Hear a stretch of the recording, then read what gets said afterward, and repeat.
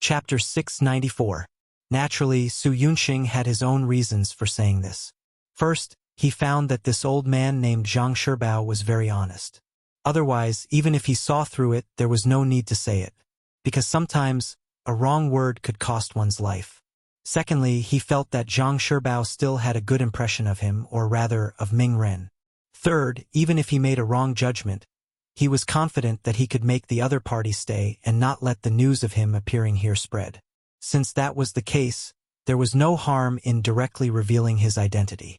It had to be said that Su Yunxing's courage was quite big, and this time he made the right bet. Just after he reported his true identity, Zhang Shibao changed his unhurried expression and suddenly said with a shocked expression, "The Duke of Loyalty and Courage of the Great Ming Dynasty? Is it the Duke of Loyalty who is known as the God of War and defeated the Great Army?" Zhang Shibao also knew the name of the God of War. At that time, Yang Chundong had won against many and defeated Yixian. Because of this, his name was spread throughout the Mongolian grasslands. It was normal for Zhang Shibao, who had Han blood, to know about it. Yes. When Su Yunxing answered this question, he was also very formal, and his expression was very respectful. It was like the officials of the Ming dynasty were respectful when talking about the emperor. Is it really? The God of War is coming to the grassland? Zhang Shibao was a little excited. He stretched out his arm and grabbed Su Yunxing's arm. Yes, the God of War is not only coming to the grassland, but he also wants to build a city here. He wants to change the pattern of war here. He wants to create better living conditions for the Han people here. And Argamaki is his next target. He wants to occupy this place and rebuild it. At that time, you will be very happy to live here. Su Yunxing felt that Zhang Shibao was really excited, so he simply told him about his mission and Yang Chundong's current goal. It seemed to be a secret, but after tonight, everyone would know that Yang Chundong had occupied Argamaki. It was no longer a secret. Su Yunxing told the truth, which surprised Zhang Shibao and made him very excited. Good. Good. That's great. After saying good 3 times in a row, Zhang Shibao's eyes actually held a trace of tears. Obviously, this news really made him very excited. Su Yunxing was also excited and happy as if he had been infected. Look, this was what the people wanted. The 6th young master hadn't done anything yet, but his appearance had already made an old man like Zhang Shibao so happy. Once a big city was built here, there would be even more people who would be happy. Once he had the support of the people, what was there to worry about? That's right. With the arrival of the war god, the future of the Han people will be much better. As long as they abide by the law, they will be able to live a better life than before. This should be what everyone wants to see. Su Yunxing nodded and continued with the idea of praising the 6th young master. Zhang Shibao's eyes lit up when he heard that. Then, he repeated thoughtfully, "Can the Han people really live a good life? Of course. You don't understand the war god. He has always been merciful to his enemies, but he is very good to the Han people. I'm afraid you still don't know that the former Jiaoji and Lansong kingdoms are now under the rule of the war god. The Han people there received a large amount of land and their lives are better than before by 100 times. If you have the chance to go there and take a look, you will see that the Han people's faces are filled with all sorts of smiles. That is happiness from the bottom of their hearts. A large amount of land that belongs to them." Zhang Shibao continued to repeat. His eyes revealed a look of yearning. Yan De and the 2 soldiers saw this and couldn't help but feel happy. This was because they also had a part to play in this matter. Just when the 5 of them were immersed in the hope of a beautiful future, Zhang Shibao's thoughts suddenly returned to reality. He looked at Su Yunxing and said, "You guys should be here to act as the vanguard and prepare to occupy this place. Have you guys thought of how to deal with the Mongol cavalry? Also, how can we prevent them from destroying the spring in their desperation?" Su Yunxing was about to confidently say that it was just 500 unguarded cavalry. Their reconnaissance unit would naturally be able to take them down easily. However, when he suddenly heard about the spring, his face was still filled with shock. Spring? What spring? You guys don't know? Zhang Shibao also looked at Su Yunxing and the other 3 with a puzzled expression. I really don't know. Please tell me, Elder Zhang. Su Yunqing's face was a little red as he lowered his head. Speaking of which, although the reconnaissance unit was powerful, it wasn't as pervasive as the security bureau. In addition, Yang Chandong had just given the order to take down Alakumaki, so it was reasonable that he didn't fully understand the situation here. This actually is not a big secret. However, not many people know about it. Alakumaki City, there is a spring here. It is also because of this that the problem of water source is solved. This is also the main reason why the Great Ming Dynasty chose to build a city here. Otherwise, wouldn't it be too troublesome to transport water from the Wulagu River? There are only about 1,000 people here. There are indeed 500 Tatar cavalrymen guarding this place. In fact, they are guarding this water source. Every half a month or so, the Tatar army will come here with water carts to collect water. The 500 cavalrymen here are prepared for this. From Zhang Shibao's words, Su Yunqing learned of another big matter. He also knew that tomorrow, the Tatar army would come to collect water.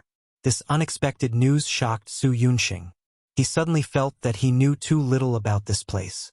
Even if it was because this was the first time they came here, even if it was because they hadn't come here the last time the Tatar army came to collect water, these were not the reason. The most fatal reason was that he didn't know enough. His meeting with Zhang Shibao was just a coincidence. However, he unexpectedly received this news, which was enough to make Su Yunqing feel that this trip was not in vain.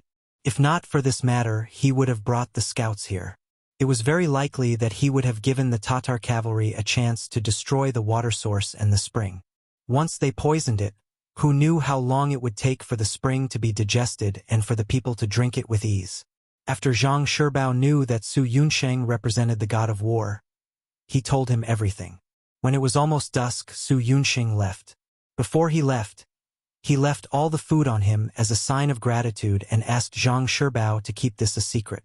The four of them left Alakumaki as though they were passing by. Because there were only 4 of them, even if the Tatar cavalry in the city saw them, they didn't pay much attention. This was because, strictly speaking, Alakumaki wasn't under anyone's influence and no one wanted to forcibly occupy this place. After Su Yunqing and the other 3 left Alakumaki, they immediately rushed to the command center. After dinner, they appeared in the headquarters. Su Yunqing hurriedly went to the command center to meet Yang Chandong. The matter of the spring was also somewhat out of Yang Chandong's expectations. Before this, he didn't receive any relevant information. But now that he knew, it was naturally a good thing. Previously, he was still thinking that once the first city was built, it would be troublesome to obtain water from the Wulagu River. He was even thinking about digging a canal. Now that he knew that there was a spring in the city, and according to Zhang Shibao's words, the spring seemed to be quite big. In the past, when Alakumaki had a population of tens of thousands, it wasn't difficult to supply water. This was equivalent to a gift from the heavens. We must protect the safety of the spring. How about this? Arrange the Wolf Fang Special Forces to complete this task. Your scouts only need to follow the plan and do what you want. As for the water-fetching team sent by the Tatar army tomorrow, leave it to Tiger's Main's independent regiment. They just changed from infantry to cavalry and can be used to train the troops. Yang Chandong made a decision after thinking for a while.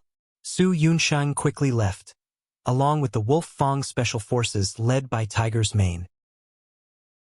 As the military system continued to expand, the strength of the army also continued to increase. The mission of the Wolf Fang Special Forces had already changed. In Yang Chandong's words, their mission was mainly to carry out beheading operations and special undercover missions. This time, protecting the spring in Alakumaki City belonged to the undercover mission. After receiving the military order, Tiger's Main quietly set off with a group of members. This night for Alakumaki City was no different from any other night. When night fell, the city became quiet as usual. Apart from the 100 cavalrymen who were responsible for the normal night patrol, there was not a sound to be heard. Perhaps it was because no one had any ideas about this place for a long time, or perhaps it was because there was simply no place worth other people's attention. In short, the 100 cavalrymen patrolling would only make a symbolic trip once every 2 hours. Then, They would gather at a lit bonfire in the city to rest their feet.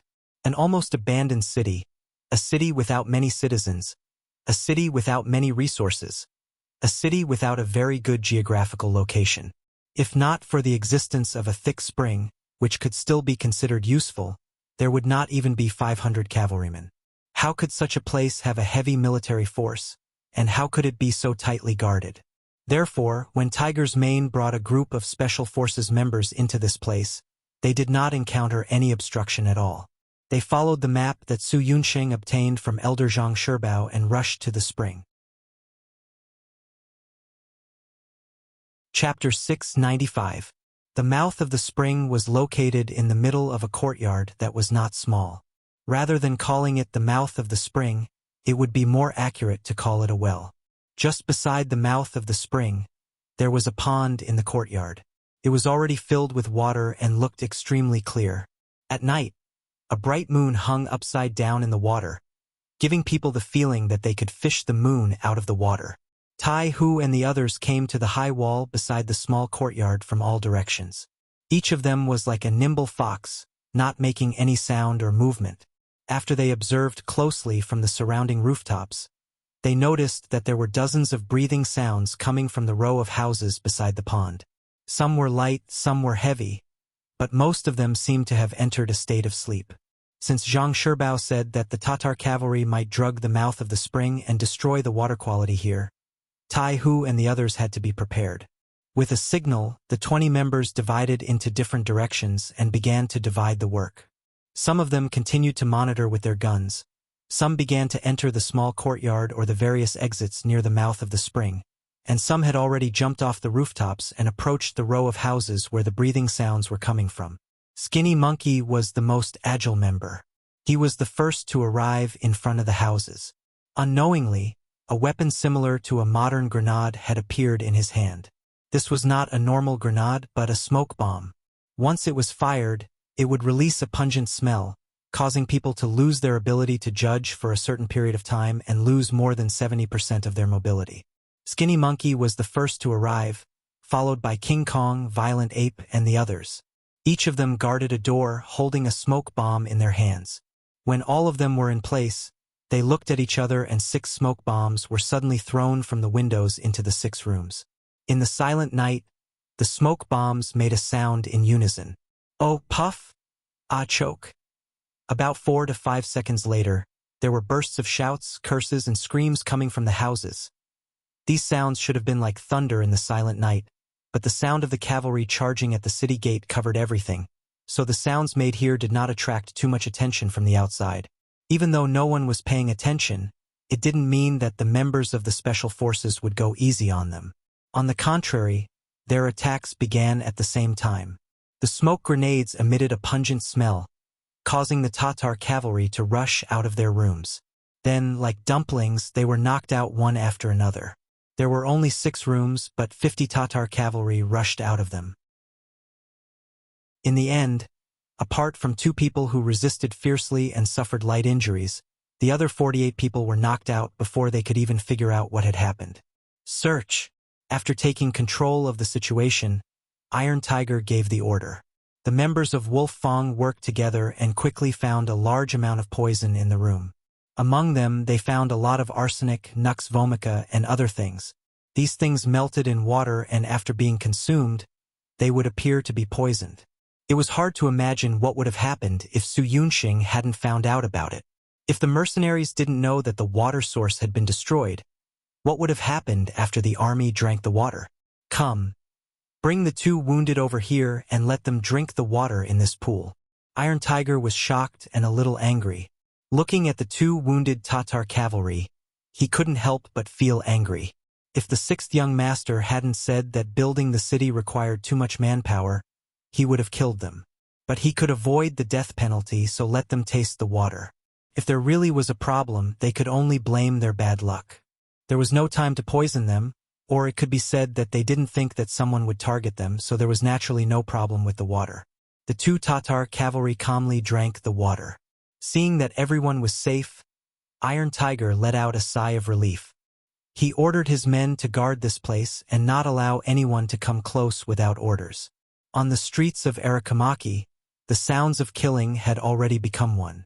When the appointed time arrived, the cavalry of the reconnaissance unit began their attack. The first to be attacked were the 100 Tatar cavalry responsible for tonight's night watch. They thought that it would be an ordinary night like any other. But no one expected that the enemy would suddenly appear. While they were still far away, the sound of arrows piercing through the air could be heard. Most of the Tatar cavalry didn't even have time to react before they were injured. A few of the cavalry reacted faster. They had just mounted their horses when they were surrounded by at least 3 or 4 scouts. After a round of wild attacks, they were injured and fell off their horses. Yenda was responsible for leading a company of scouts to deal with the sleeping Tatar cavalry. Even though Yenda only had 100 soldiers under him, they had attacked suddenly, taking advantage of the element of surprise. By the time Yenda launched his attack, most of the enemies were unarmed. The result of this battle was naturally easy for Yenda to take down the enemy easily. This battle really wasn't worth writing about. The enemy's strength was weak. If they were strong soldiers, they wouldn't have been assigned to guard a meaningless city. It was another surprise attack. From the beginning to the end of the battle, less than an hour had passed. Of the 500 Tatar cavalrymen, only 4 were killed because of their fierce resistance, and 30 were lightly injured in the resistance. The rest were all alive. Arakamaki had changed hands at this moment. A shining signal flare rose into the sky. Yang Chendong, who was waiting in the distance, led the main army to move towards Arakamaki. From today onwards, the first city that was under construction would become their headquarters in the north. The 3 divisions of the Cold Front Division didn't go with the main army to the future first city. Instead, after a good night's rest, the army suddenly retreated east the next morning, heading towards the newer Gondusi region. They had a new mission to open up a new logistical supply line. If anyone dared to threaten them on this road, they would end up dead under their spears and swords. Arakamaki had changed hands. The delay in the news and the fact that none of the 500 Tatar cavalry had a chance to escape caused this news to be completely sealed and not spread. Outside the city, the Tatar team sent out to pull water appeared. At that time, the grassland was still very rich in water plants. There was no environmental pollution, and because of the small population, it was not wantonly exploited. In fact, there was no shortage of water sources. It was just that the spring water in Arakamaki city was better and more delicious. Therefore, some Tatar nobles were still very used to drinking the water here, and there was a matter of fetching water once every half a month. Not only was the water quality of the spring good, but the amount of water was also sufficient. No one knew where it was connected to, but it gave people a feeling of inexhaustible. Every time, the caravan that came to fetch water became very large. Looking at the place where the independent regiment was lying in ambush, the number of caravans was more than 200. Could be said to be majestic like a long dragon. Wow, what a huge team. Using binoculars, Tiger Mane saw the approaching caravan from afar and sighed. At the same time, his eyes were shining. He was afraid that there would not be many people coming. If that was the case, there would be no meaning in fighting. Reporting to Commander, the scouts report that the enemy has a total of 200 carriages, 5,000 civilians, and about 1,000 cavalry. Deputy Commander Xian Honghai lowered his voice and came to Tiger Mane's side to report. Xian Honghai, the deputy commander of the independent regiment, was from Chichen City. He had been an auxiliary soldier, Cold Front squad leader, platoon leader, and company commander. Later, because of his courage and calmness, he was chosen by Yang Chendong and transferred to the independent regiment to assist Tiger Mane in his daily work. Because of Tiger Mane's multiple identities, when he was not around, Xian Honghai was mainly responsible for the regiment's work. Only 1,000 cavalry? Tiger Mane, who was originally eager to give it a try, was like a deflated balloon. His fighting spirit was reduced by half in an instant. He originally thought that it would be the enemy cavalry, but he did not expect that there would be 5,000 civilians. In this way, this battle really did not have much of a start. If they were not evenly matched, it would not show the strength of the independent regiment, right? This was the difference between mercenaries and other armies. Other people were afraid that the opponent was too strong and would be dangerous when fighting. However, when it came to mercenaries, they despised the opponent for being too one-sided. It would not be satisfying to fight, and it would not show their strength. With only 1,000 cavalry opponents, Tiger Mane felt dispirited. When he looked at Xian Honghai, who was unusually excited, he decided to do him a favor. "All right, Deputy Commander Xian, the command of this battle will be handed over to you. But remember, the 5,000 civilians cannot be hurt. Young Master wants to build Sure City, so he needs a lot of manpower. These are all good laborers." "Understood. Please rest assured, Commander." Xian Honghai patted his chest and said with a face full of assurance. Then he turned around and left, as if he was afraid that Tiger Mane would change his mind if he stayed any longer. Tiger Mane was Yang Qindong's subordinate, so naturally he did not have to worry about being promoted. Xian Honghai had relied on his own hard work and ability to get to where he was today. Although he was only in his early 20s and could be considered a relatively young deputy commander, since he was born in the cold front, the world in his heart was much bigger than that of ordinary people. His dreams were also much broader. After receiving the military order, Xian Honghai immediately called over the 10 battalion commanders who had just been reorganized from infantry to cavalry. "Commander has already handed the battle mission to me. Now, I order each battalion to send out 100 cavalrymen to attack the enemy's cavalry with me. The other cavalrymen will be responsible for guarding the 5,000 civilians pulling the water wheel. Since the enemy only had 1,000 cavalrymen, in order to train the ability of his subordinates, he naturally would not send out too many cavalrymen. Only when the number of soldiers was equal could it be a form of training. A battalion had 400 people, but only 100 of them could go out. This made the 10 battalion commanders somewhat unhappy. 2 of the young and energetic battalion commanders clamored that they would send out their own battalion to ensure that they could deal with the enemy's 1,000 cavalrymen. Chapter 696. It was naturally a good thing for the officers to have strong confidence. However, this wasn't the time to flaunt their heroism. How could Xian Honghai agree to this? With one sentence, if anyone dared to speak out of turn, even the mission of 100 men would be cancelled. Sure enough, the battalion commanders became well-behaved. So be it, it was better than not sending anyone. The battalion commanders followed Xian Honghai's instructions with the idea of training their fighting spirit through actual combat. They picked out a group of 100 men with average strength and gathered a total of 1,000 men to hand over to the deputy commander.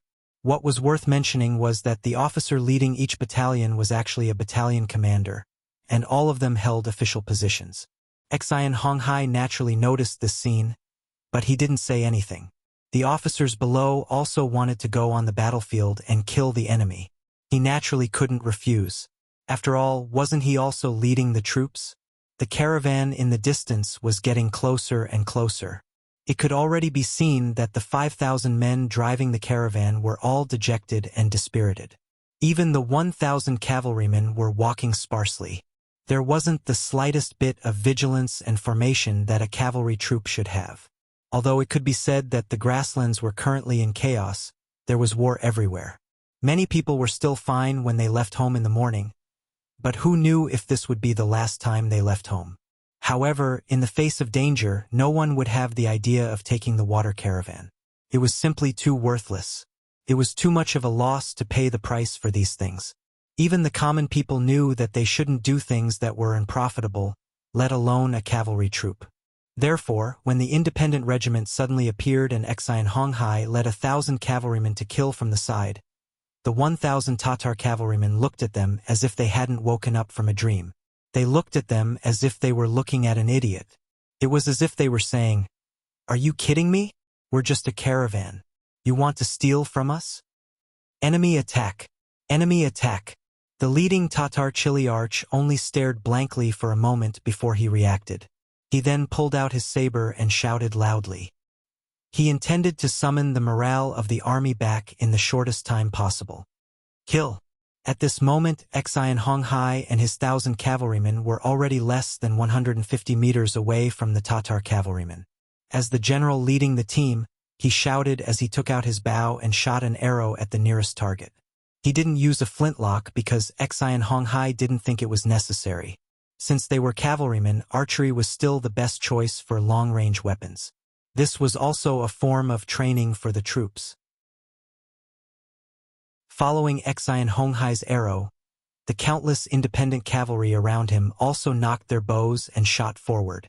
Dozens of Tatar cavalrymen had nowhere to hide and were hit by the arrows and fell from their horses. However, even more of the Tatar cavalry managed to escape with the speed of their horses. At the same time, they began to shoot arrows, threatening and killing the opposing cavalry. The cavalry of the independent regiment was made up of the original auxiliary soldiers and the captive soldiers of the Ming army of Newer Gondusi. Among them, it wasn't that they didn't have horse riding skills in the past. They were just ordinary soldiers who hadn't undergone strict training.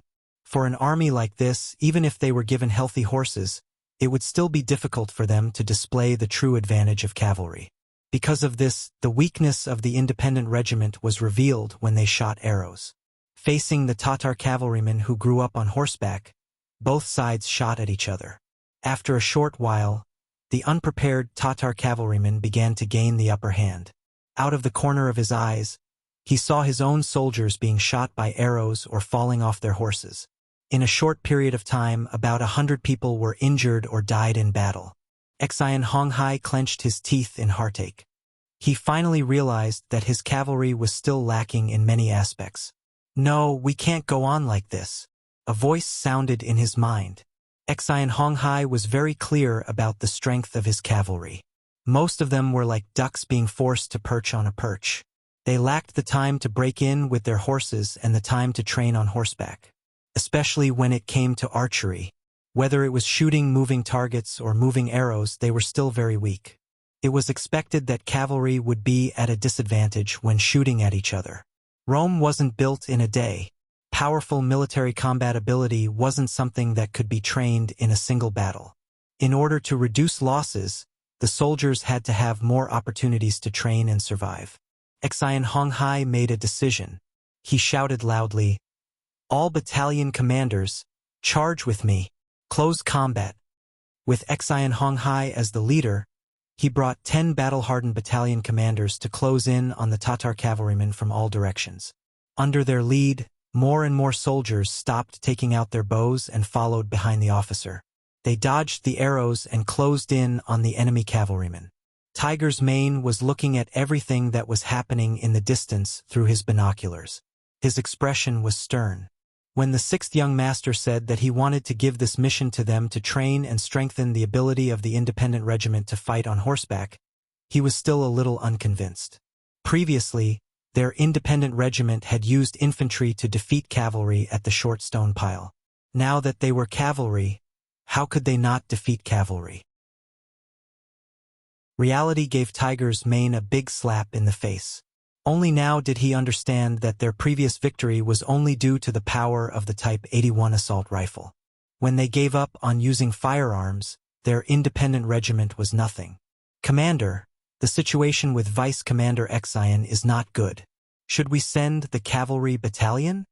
Another cavalry battalion commander of the independent regiment asked worriedly.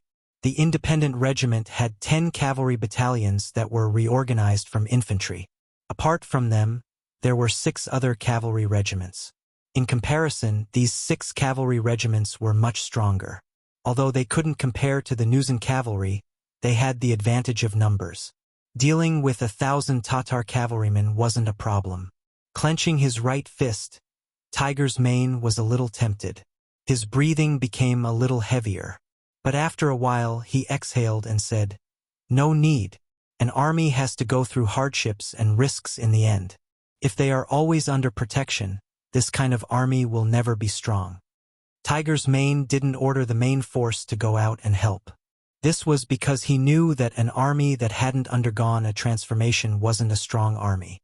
It was also because he believed in his vice commander, Xian Honghai. He believed that he would be able to obtain the final victory.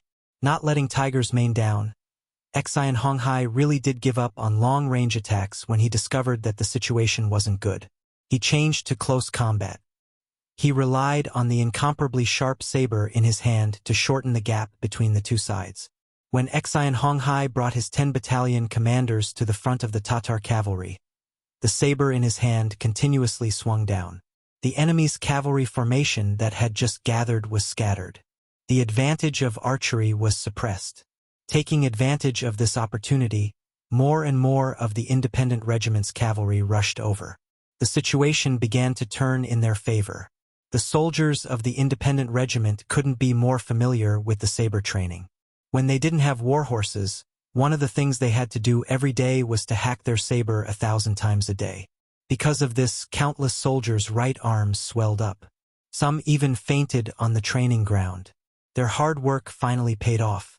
Under the supervision and urging of their commander, Tiger's Mane, vice commander, Xian Honghai, and other officers, the soldiers swung their sabers quickly and powerfully. Now that they had changed to close combat, their hard work finally paid off. Ding ding dang dang. The sound of metal colliding rang out. Weapons collided with weapons, and the two sides that were previously suppressed entered a stalemate. This stalemate didn't last long. As the sabers continued to collide, cracks began to appear on the sabers of the Tatar cavalry. The quality of the weapons became the biggest factor that affected the outcome of the battle. Finally, after 7 or 8 clashes, the sabers in the hands of the Tatar cavalry began to break more and more. Both sides were riding horses, both were cavalry, and both sides were moving at the same speed. One side had weapons, while the other side only had a broken saber that couldn't threaten the life of the other side. The result was already predetermined. Retreat! Seeing the sabers in their hands break one after another, the arrogant Tatar cavalry's expression changed greatly. They turned around and fled.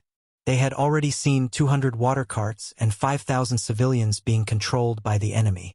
Knowing that the difference in numbers was too great, they finally decided to retreat. They had to inform the generals of this news. The Tatar cavalry fled. They used horse riding skills that were more skillful than the independent regiment's cavalry to escape. All that was left for Xian Honghai and the others were the horses' tails and the backs of the Tatar cavalry. Although the Tatar cavalry fled and the independent regiment seemed to have won, when the final statistics were tallied, they discovered that they had lost more than 100 soldiers and more than 300 were injured. However, the number of enemy cavalry that remained was less than 200.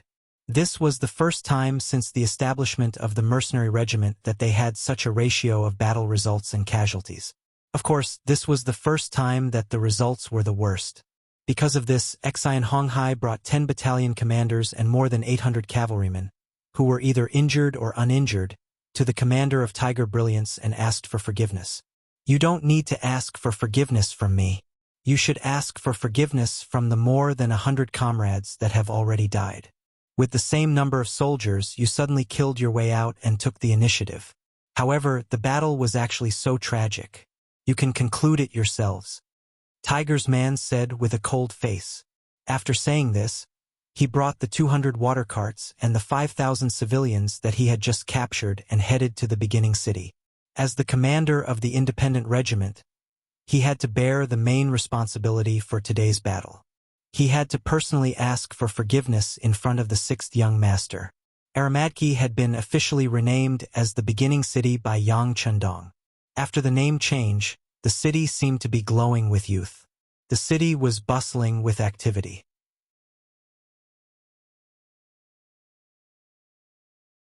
Chapter 697. Under Yang Chendong's orders, a large number of trees and stones were carried into the city. Temporary houses were either reinforced or uprooted from the ground. Since they were going to choose this place as their base camp, they naturally had to build a place for the army to live. Rows of brave cavalrymen dismounted from their war horses and became construction workers to build their own homes. Not only them, but the thousands of people in the city were also busy. Among them, except for the children, everyone else joined the army to build the city. The old men and young men worked with the mercenary soldiers and could earn 1 or 2 taels of silver every day. This was naturally a great temptation for them. Even the women entered the logistics camp to help cook. In this way, not only could they eat 3 meals in the army, but they could also earn half a tael of silver a day. This was an unprecedented good thing. For the thousands of people in the city, silver was a very distant thing. They almost did not have an impression of it. The daily necessities were the men hunting and the women mending clothes. They were barely able to survive and not starve to death. But now, the appearance of the mercenary army gave them new hope.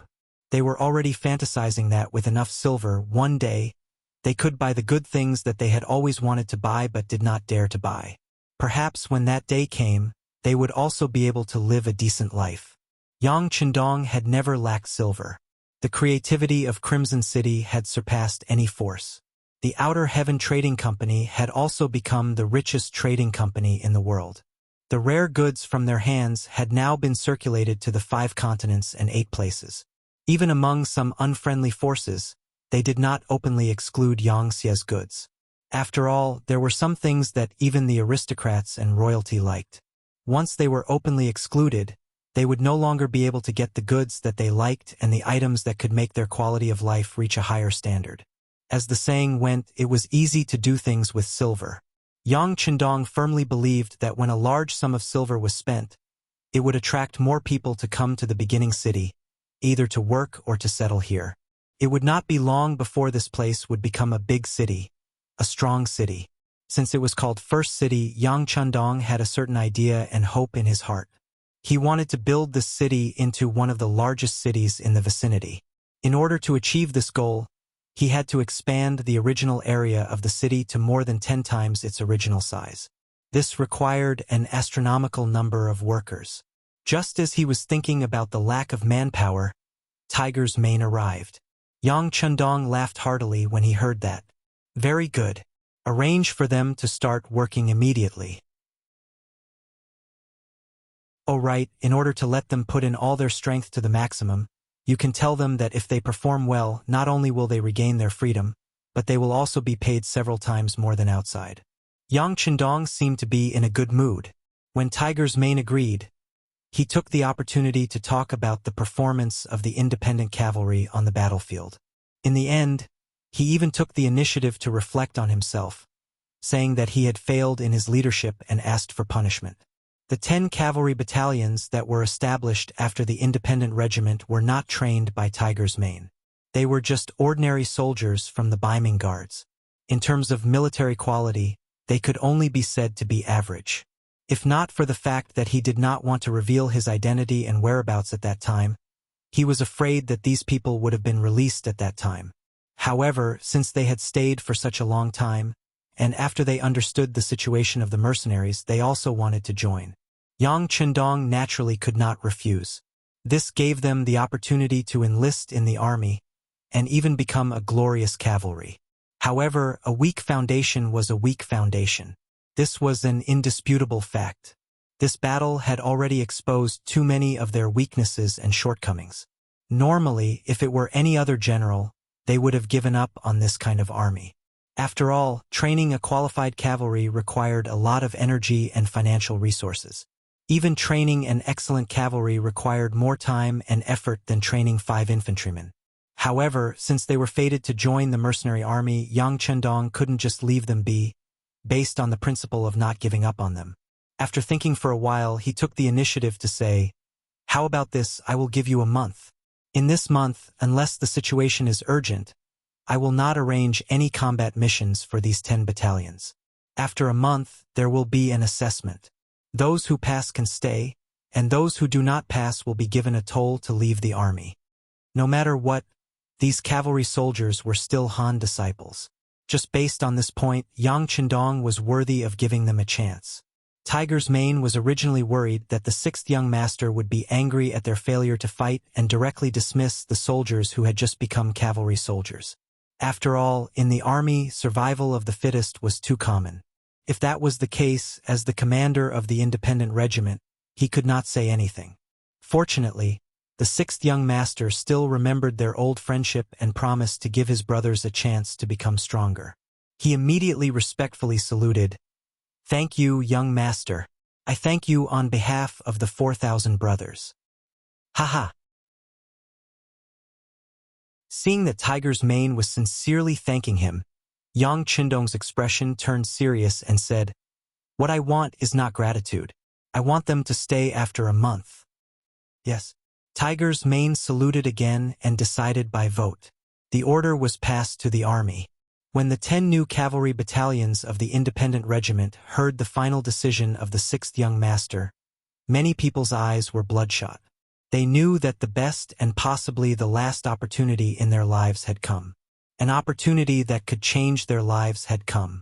Perhaps in the past, their abilities were really ordinary, or could even be described as very weak. But that was only because of the military rules. In that kind of environment where everyone was just muddling along, even if you wanted to show off, there was no chance, let alone any conditions. Think about it, an army that could barely fill their stomachs, what kind of strong combat power could they rely on? But now, their eating, drinking, and pooping were not a problem. They did not even need to build a city like the 2 reinforced cavalry regiments and the Nuzen cavalry regiment. Instead, they only needed to focus on training. In such an environment, if they still couldn't raise their strength within a month, then they were really trash. They really didn't deserve anyone's sympathy and understanding. Although they still could not be like the Nuzen cavalry regiment in a month's time, they were at least stronger than ordinary cavalry and reached the standard of second-class cavalry. With this belief, the independent regiment went out of the city to train every day at dawn. They would only return when the sky was completely dark and they could not see. Then, after dragging their tired bodies to eat a full meal, they quickly entered the temporary barracks to rest. They trained for at least 12 hours every day, but no one complained about being tired. They were all working hard to change themselves and improve themselves. The independent regiment was changing at an astonishing speed. Just like them, the beginning city was also changing day by day. When the simple barracks were built, Yang Chundong gave another order. Some of the old houses in the city were demolished one after another. The stones and wood that were taken down were used to build the outer city wall. In Yang Chundong's eyes, most of the original buildings in the city were not up to standard. Not only were their houses built simply and not sturdy enough, but even the layout was too messy. The streets were too narrow and there was no planning. No matter how big the territory of such a city was and how many people it had, it still gave people the feeling that it was extremely backward. Since the city was named by him, it had to look like a big city. For a time, the city began to become empty. More and more uninhabited houses in the city were demolished to build the big city wall. In this manner, after merely 10 days had passed, there was an additional solid outer city that was 6 to 7 miles long outside of the beginning city. Looking from afar, it had a trace of majestic appearance and the embryonic form of a large city was beginning to appear. The movement in the beginning city naturally attracted the attention of the other forces in the surrounding area. This was especially true for the nearby Tatars. Originally, the first city belonged to them. Now, not only was it occupied by someone else, the 5,000 commoners who were sent to fetch water were also snatched away by someone else. Out of the 1,000 cavalrymen that were sent out, about 200 of them had died. This was already considered hatred. It was a kind of hatred that had to be avenged. Not only the Tatar army, even Hara Ruachu of the Wara, who had suffered a loss at the hands of Yang Chundong, had also sent out scouts to inquire about them after losing the battle. The movement in the beginning city was big enough. Of course, it had attracted their attention. For a time, they were eager to give it a try. In addition, there were also the Mongolian tribes in the Gobi Desert. Khan Sud suffered a great loss at the hands of Yang Chundong. When he returned to the tribe, he was also criticized. This made him feel ashamed. At this time, the scouts sent back news that they had found the 5-star army that had once caused them a loss. They were building the beginning city. But at the same time, there was another piece of news. That was, the 5-star army was actually a mercenary army. Their leader was the war god of the great Ming dynasty who had defeated the leader of the Wala, Yeshen. He was the great Ming dynasty's Duke of Loyalty, Yang Chundong. The 5-star army was a mercenary army.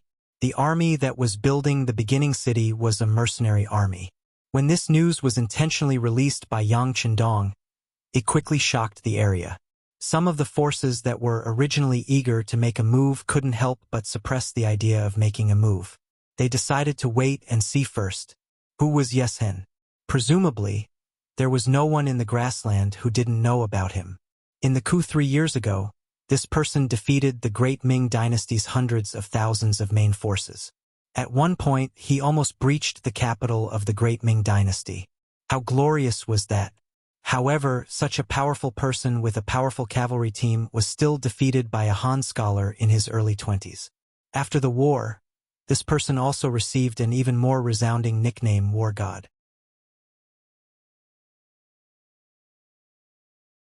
Chapter 698. This battle caused the name of the god of war to resound throughout the Mongolian grasslands. This made many people want to get to know this person better. Now, this person had appeared on the grasslands and was in front of them. As the saying went, a person's name was like a tree's shadow. After he announced his name, who knew how many Mongolian soldiers were afraid? They had no choice but to withdraw their evil claws. They wanted to take a look first. The construction of the first city was still in full swing. When Yang Qindong intentionally asked the reconnaissance camp to release the news that the mercenary army would purchase a large amount of wood and a large number of stones needed for the construction of the city, they would purchase them at a price 10% higher than the market price as long as they were sent to the first city and the materials were suitable. More and more nearby merchants had come here to do business. More and more materials were sent in from all directions, and the construction speed of the city began to increase. More and more people came to work here, freeing up a large number of mercenaries. However, the construction speed did not slow down. After 20 days, the outer city walls had begun to take shape. Looking from afar, it looked majestic. What was even more surprising was that no army had come to find trouble or attack this place after such a big move, which was tantamount to snatching meat from the mouths of others. This could be said to be a miracle. However, only Yang Qindong knew that this was only because of his name as the god of war and the strength of the mercenaries. This fear was only temporary. Once the 3 divisions of the Lengfeng division moved large amounts of resources into the city, and once he had a supply line and trade route from the first city to High Town, under the temptation of great benefits, there would be people who could not resist the temptation to attack. As for when that day would come, it all depended on when the 3 divisions of the Lengfeng division returned. At this time, the 3 divisions of the Lengfeng division had already walked past the Daxing and mountain and came to the Liao River. They were heading towards the Jianzhou left guard by the Songhua River. At this time, the Jianzhou left guard was not the same as before. First, the 2,000 cavalrymen led by Liang Xian and Wei Zhen were destroyed.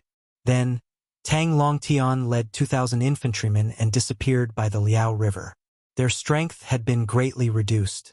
For this matter, the commander of the Imperial Guard, Agila, sent someone to ask for help from the general of the Nuergan Dusi, who was also the Dusi commander Song Quan. The people had been sent out, but it would take some time to get a result. It was at this moment that the 3 divisions of the Cold Front Division suddenly appeared in the vicinity of the Jianzhou left guard. When they heard the news from their scouts that an unknown but massive army was passing through their territory, how could they not be alarmed? Ever since Commander Liang Xian was informed of the incident, Abdullah had sent many people to investigate the situation. At one point, the incident had even alerted the embroidered uniform guards stationed in the Newer Gandusi region.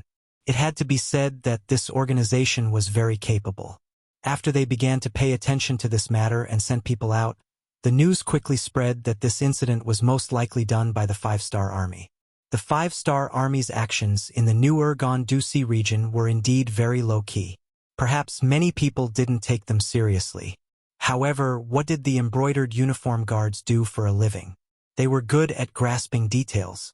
When they were certain of something, they could even fabricate details if there weren't any. Not to mention, the 5-Star Army had thousands of brothers. They had long taken note of such a force, but they didn't pay attention to the high level. After visiting, the embroidered uniform guards first locked onto Ding Shan, who had made a deal with the vice-chiliarch of the Twin Cities Guard, Zhang Mingji. After drawing a sketch of this person and comparing it, the name of the 5-Star Army's reconnaissance company commander came out. Everything was settled. After the incident was reported, the 5-Star Army became the main opponent of the Baiming Guard's army. They were an existence that everyone wanted to kill. However, for some reason, the targets suddenly disappeared. It was as if they had evaporated from the world. They couldn't find their location.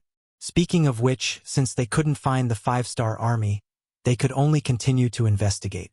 At this moment, the 3 divisions of the Cold Front Division appeared. They didn't have the slightest intention of hiding and walked out openly. Not only that, but they even headed straight for the Zhenzhou Left Guard's base. Their target was so clear that it gave the guard commander Abdullah a fright. Abdullah ordered his men to close the city gate, which wasn't too tall or too big, while gathering more than 1,600 infantrymen. He personally went up the city gate tower and watched the army slowly approaching from afar. Cold sweat kept dripping down his forehead.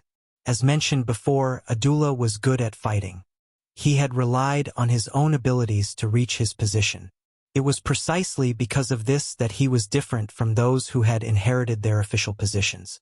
He had a more precise ability to judge and analyze the battlefield. When he saw the 3 divisions of the Cold Front Division approaching from afar, his intuition told him that if both sides were to fight, he wouldn't be a match for them. At the thought of this, more cold sweat dripped down his forehead. He thought to himself, "What's going on? Why did a force that didn't belong to us suddenly appear? How come I didn't know about it at all?" The 3 divisions of the Cold Front Division didn't advance slowly. They were all cavalrymen, so they could maintain their speed to the greatest extent. In addition, Yang Chendong had ordered them to make a big fuss, so they didn't have to hide anything along the way. Their speed became faster and faster. The army that was still far away soon arrived at the foot of the Zhenzhou Left Guard city. The 2nd Regiment, which was in charge of the vanguard, also arrived at the foot of the city and began to get into formation. Chun Bo, who was the regiment commander and the political commissar of the 3 divisions, was the first to leap out of his horse. When he looked up, he saw Abdullah looking at him from top to bottom. The 2 people's gazes met at this moment. After about a breath of time, Chun Bo took a loudspeaker that could be used as a loudspeaker and began to loudly shout, "The generals on the city walls and the soldiers of Northern Ming, listen up. I am an officer of the mercenary army under the command of the Duke of Loyal and Bold of the Great Ming. This time, I came from afar without the slightest bit of malice. I just want to borrow your path. As long as you don't act rashly, your safety can be guaranteed." Chun Bo stopped after shouting this sentence twice. Under his signal, a bow and arrow carrying a letter was shot up the city wall tower and landed at Abdullah's feet. The great Ming dynasty's Duke of Loyalty and Courage? Abdullah muttered something under his breath as he picked up the bow and arrow that had fallen to the ground. He then opened the letter and read it. The contents of the letter were even more detailed and confirmed what Chun Bo had said earlier. When the great Ming dynasty's Duke of Loyalty and Courage heard that the Walla in the north intended to invade the border, he had already arrived at the grasslands in the north. He wanted to build a rear base called Sure City there. However, considering the shortage of supplies, he needed a sufficiently safe logistical path. Thus, he chose the newer Gondusi area. The Zhenzhou Left Guard city's defensive position happened to be on the chosen supply route. The introduction in the letter was quite detailed. It explained the cause and effect of the matter very clearly and also expressed a certain degree of goodwill. In other words, they were only borrowing the route and did not have the slightest intention of staying in the new Gondusi area or occupying a territory. They also asked for the other party's cooperation. Of course, if the other party had any ideas, sorry, but it was not impossible for them to fight. At the end of the letter, Yang Chendong also said that the Han people in the world were originally one family. This time, he was helping the Han people to deal with the foreign tribes in the north. However, if someone dared to play any tricks behind his back, he did not mind taking action to deal with the foreign forces first. By then, whoever wanted to use the mercenaries would have to pay 10 times, 100 times, or even 1,000 times the price. The great Ming dynasty's Duke of Loyalty and Courage was nicknamed the God of War.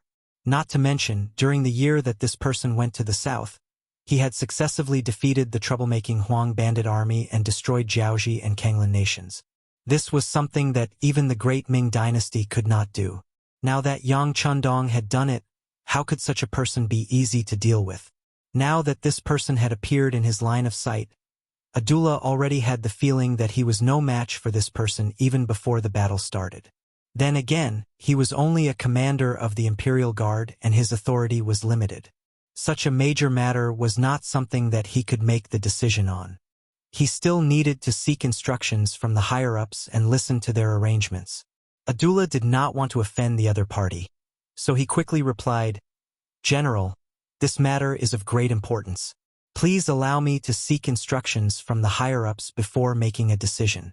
Of course, to express our goodwill, we will do our best to provide you with food during the few days that you are waiting. Is that all right?" The supplies needed to be prepared and shipped from Chichen City to Hightown. It would take some time for them to be shipped by sea. What the Lung Feng's 3 divisions had the most now was time. What they needed to do was to make use of this free time to build up their invincible influence. Therefore, it did not matter where they stopped as long as they could intimidate the enemy. "All right, we agree. General, please make the application to the higher-ups as soon as possible." Chun Bo agreed on behalf of the 3 divisions.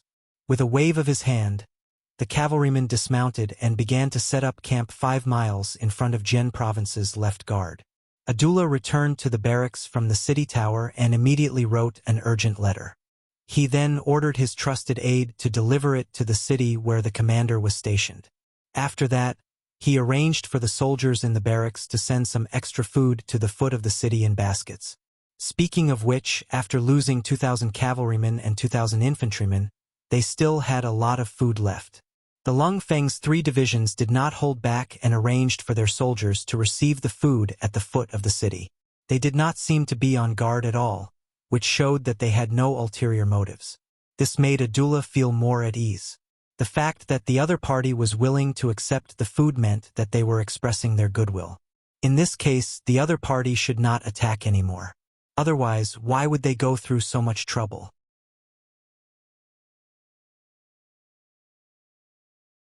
Chapter 699. Food was sent out on time every day, and Abdullah would go up to the city tower to check on the situation. Not only him, but all the soldiers in the guard station were also paying close attention to the army below the city. As time went by, even the Beiming citizens in the city would use their connections to go up to the city tower just to see the army under the Duke of Loyalty's command. Everyone was shocked by what they saw. No one knew if it was intentional or not, but the next morning, the 3 divisions of the Cold Front Division began their military training and drills. The 3 divisions of the Cold Front Division had been expanded after the Battle of Liao River, and some of them were former soldiers of the Beiming Guard Station. They formed the 4th and 5th Battalions of the Cold Front Division with the veterans of the Cold Front Division. In other words, the 4th and 5th Battalions of the 1st, 2nd, and 3rd Regiments were all recruit battalions, and their combat strength was relatively weak. However, this was only in comparison.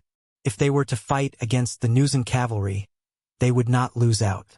There were a total of 6 battalions, and because they were newly formed, their combat strength was not up to the overall standard of the Cold Front Division. In order to let them catch up in time, Division Commander Wu Shang and Political Commissar Chun Bo purposely increased the intensity and standard of their training. Now that they had time to stay below the city, of course they would not abandon their training. Not only that, they also increased the intensity of their training. Every day at dawn, the soldiers of the 6 battalions would get out of bed, run a few laps around the camp, and only stop when they had covered a distance of 10 kilometers. Then, they would practice slashing with their swords, and each person would slash at least 200 times. When they were done, it was time for breakfast.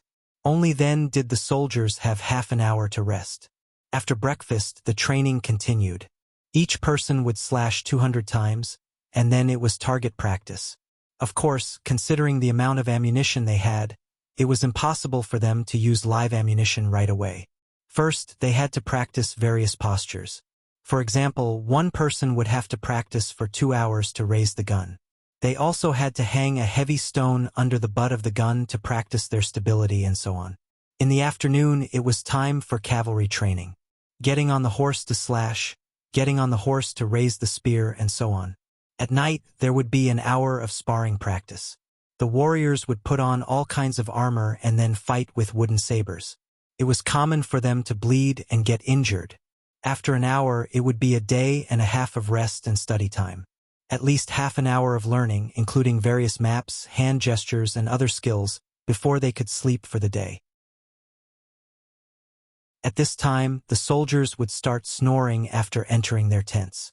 There were even sounds of teeth grinding, farting, and so on. However, no one blamed the other comrades because everyone was very tired. It could be said that they fell asleep as soon as they touched the pillow. Again and again, every day was the same training. All of this fell into the eyes of the beaming army generals and common people on the city gate tower. Abdullah had sighed in his heart more than once. This is a strong army. Their training methods are very scientific. They definitely won't be able to stop such an army. Not to mention that he only had a little over 1,000 infantrymen. Even if he was given 10,000 or 50,000 men, he would not think that he could defeat such a powerful enemy. Hopefully, Shangguan will agree to open up a path for them. It's definitely a nightmare to be enemies with such people. General Abdullah sighed in his heart as he anxiously waited for Shangguan's reply.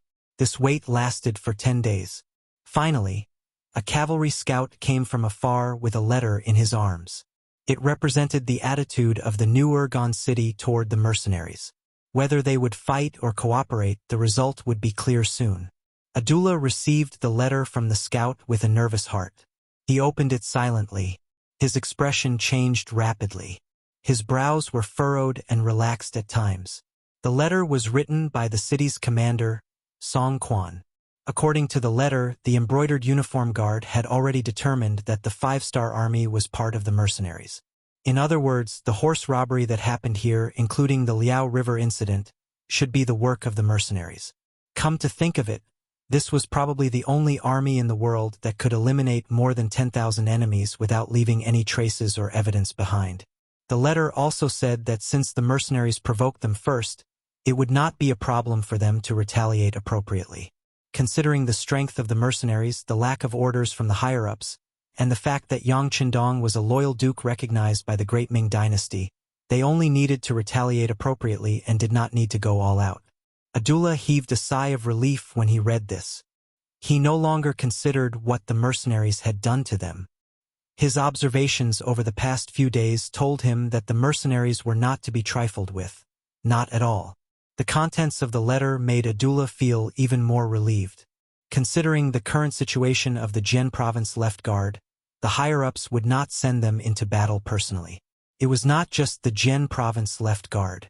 Even the larger Jian province guard and Shenyang Central Guard did not have any cavalry, so they did not need to use them.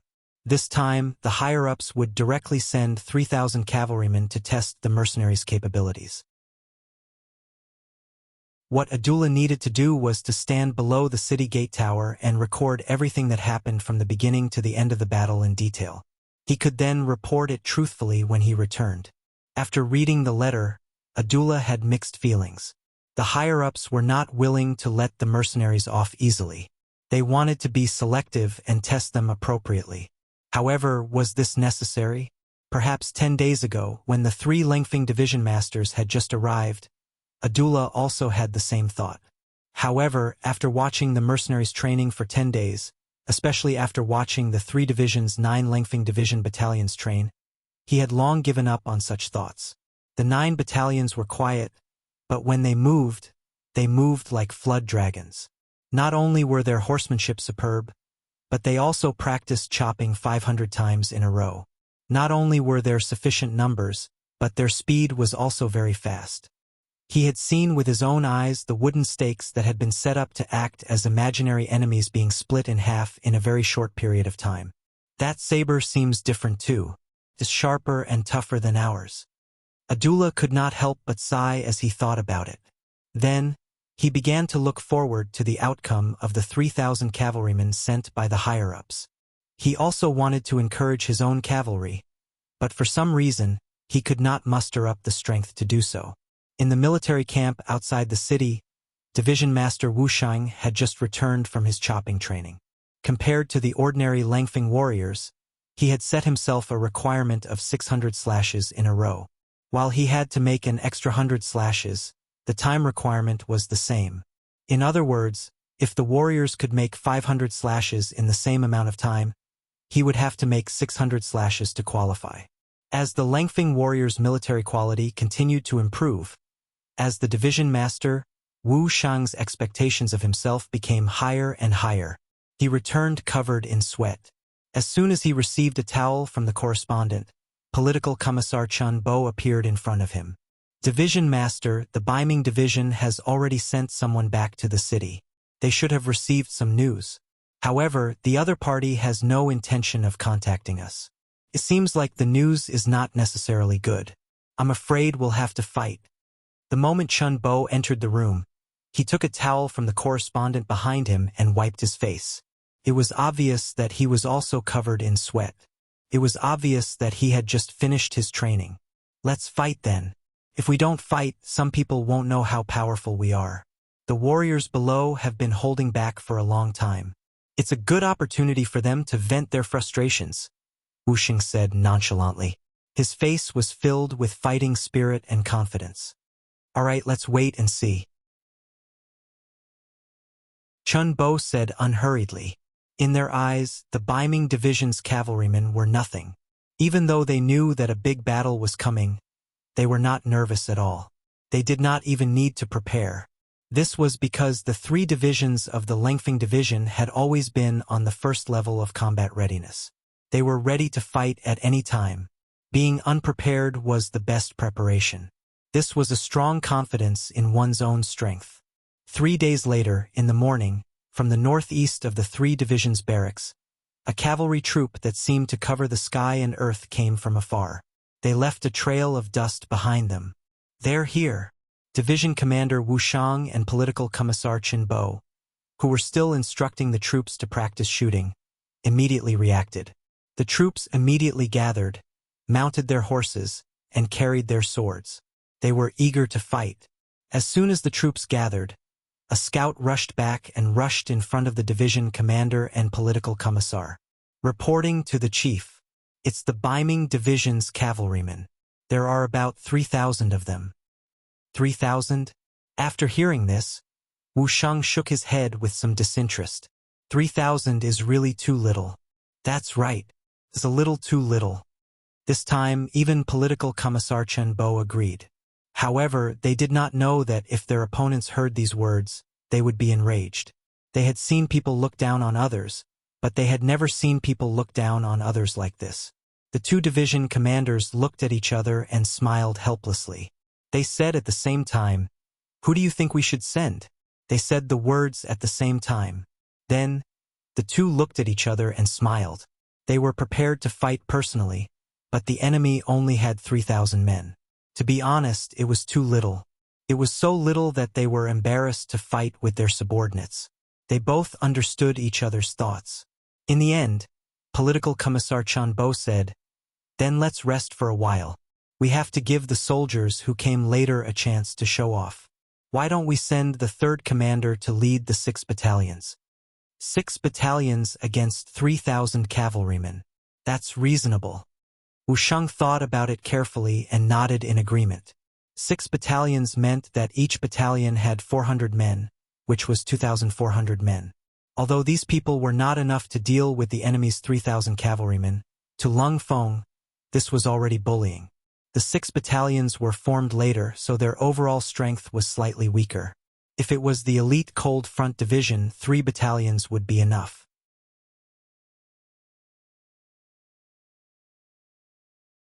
Chapter 700. After the 2 division commanders came to a decision, they called the 3rd Regiment Commander, Spring Sun, over and passed on the order. Regiment Commander Spring, this performance will directly affect whether our supply route will be smooth in the future. It will directly affect the future plans of the 6th Young Master. This is extremely important. Are you confident that you can complete this mission? Chun Bo said as soon as he saw Spring Sunday Division Commander Wu Shang's words were even more direct. Spring Sun, if you can complete this mission, then accept it. If not, then go back to your 3rd regiment. I can't wait to do it myself. Hey, what are you 2 talking about? You can look down on me, Spring Sun, but you can't look down on the soldiers below. I don't mind making a military pledge here. If this battle can't be fought to our heart's content, if it can't go smoothly, if we can't show the might of our 3rd regiment, then I won't be a regiment commander anymore. I'll just be a cook and take the blame for everyone. Spring Sun said excitedly, even throwing out the military pledge at the first moment. It was no wonder that Spring Sun was so excited. He originally thought that this battle had nothing to do with him. He knew that no matter if it was Division Commander Wu Shang or Political Commissar Chen Bo, they were both battle-hungry people like him. Plus, they were the regiment commanders of the 1st and 2nd Regiment respectively. There shouldn't be any chance for him to perform in this battle. He didn't think that he, who had already given up hope, would be hit by this meat pie. He was extremely excited and overjoyed. In order to prevent the mission from being snatched by others, of course he would say whatever he could. With the military pledge, Spring Sun could be considered to have accepted this mission. Next, he called the 6 battalion commanders of the newly formed battalions in front of him. Naturally, he gave them another round of encouragement and bold words. The strength of these 6 battalions had greatly increased under the recent training, and they wanted to perform well in a real battle. Now that they had the chance, who wouldn't yell and pat their chest? Immediately, the 6 battalion commanders also made the military pledge. In less than a quarter of an hour, the 6 battalions were ready for battle. At this moment, Wu Shang and Chen Bo had already led the rest of the Cold Blade warriors to retreat. They left the stage open and gave Chunyang and the other 6 battalions a chance to perform. Everyone, listen up. Each person only has a chance to fire 3 bullets. Regardless of whether they hit the target or not, they would charge together with their leader. Don't worry, everyone. Bring out the strength you've been training with. It's enough to deal with the enemy. Standing at the front of the group, Chunyang looked at the 6 square formations behind him and shouted in a heroic voice. Kill! Kill! Kill! Behind him, more than 2,000 people shouted in unison. This voice shook the 9 heavens, as if it could shatter the horizon. Above the city gate tower, Abdullah also witnessed the scene before him. When he recognized that the 6 battalions that the mercenaries had sent out were the weakest 6 battalions during the training, he couldn't help but widen his eyes and say, facing a powerful opponent with 3,000 cavalrymen, they sent out the weakest ones, and there were less than 3,000 of them? This mercenaries, where did they get their confidence from? It wasn't just Abdullah. Some of the other Kiliarchs and Baihu standing beside him were also confused. Someone whispered, "This is clearly the mercenaries underestimating the enemy. If that's the case, we'll have a good show to watch." That's right.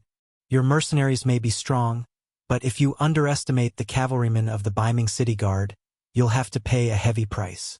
While the crowd on the city gate tower was still discussing, the 3,000 cavalrymen of the Baiming City Guard were getting closer and closer. Their speed was also gradually increasing. It was obvious that the enemy had no intention of stopping. Clearly, they wanted to use this speed to charge in front of the mercenaries and increase the charging force of their cavalrymen. From this point alone, it was clear that the Baiming City Guard had no lack of powerful people. In fact, the leader of this troop was the commandant of the Baiming City Guard, Yi Ligong. He was a major 3rd-grade general and was one of the top 5 figures in the entire Nuergon City Guard district. If it weren't for the existence of the Imperial Eunuch Supervisor and the Imperial Eunuch Guard, he would be the number 3 figure in the city. How could a person like him not have strength? How could a person like him not know how to lead troops into battle? Everyone, slowly increase your speed. When the 2 sides are 2 li apart, charge forward. We need to use our momentum to break the enemy's courage. We need to let the Duke of Loyalty know that mercenaries aren't the only ones who can fight. The cavalrymen of the Baiming City Guard are also unparalleled in the world. Standing in the middle of the troop, Yi Ligong urged his horse forward as he shouted loudly. He was trying his best to motivate the troops before the battle. Kill! Kill! Kill! The same shout came from the Baiming City Guard, but for some reason it didn't sound uniform. It wasn't as heroic and passionate as the previous mercenaries. Facing the charge of the Baiming City Guard from afar, Chunyang didn't move at all. The 6 battalions behind him didn't move either. They stood there like statues, allowing the enemy to approach them step by step. The distance between the 2 sides was getting closer and closer. 5 li, for li 2 li. When they were 2 li apart, Chun Yang's eyes, which were as dark as the abyss, finally regained some spirit. He shouted loudly, "Everyone listen to my order. Charge! Charge!" The 6 battalions responded in unison. Following that, there was the sound of war horses galloping forward, followed by the sound of soldiers pulling the bolts of their guns. When they were 2 li apart, the Beiming city guard began to increase their speed. They kicked up a cloud of dust as they approached, like a monster that could swallow mountains and rivers. Fire! The cold vanguard soldiers raised their arms as they charged forward. This was the result of their constant training with guns. When the military officer gave the order to open fire, thousands of fireballs shot out at the same time toward the northern Ming dynasty cavalry that was charging at them. Bang! Bang! Bang! Bang! 3 bullets were fired one after the other. Before the enemy could react, the bullets whistled through the air and hit the Beiming city guard, causing blood to splatter everywhere. The 3 shots were quickly fired. The soldiers kept the Type 95 on their backs and pulled out their cavalry swords. At this moment, the distance between the 2 sides was less than 1 li. Next was the bloodiest and most brutal clash between the cavalry swords. The moment when the cavalry collided would always give people a sense of shock. It was like 2 high-speed trains colliding together. The power and destructive power produced would often be very shocking. In such an environment, a person's life would be extremely fragile. An individual's performance would also be minimized. Even a strong person could be smashed to pieces in such a clash. However, even though they knew this common sense and logic, from the commander Spring Sun to the warriors in every squad, none of them were afraid. This was because they had been training for a long time. They were waiting for this moment.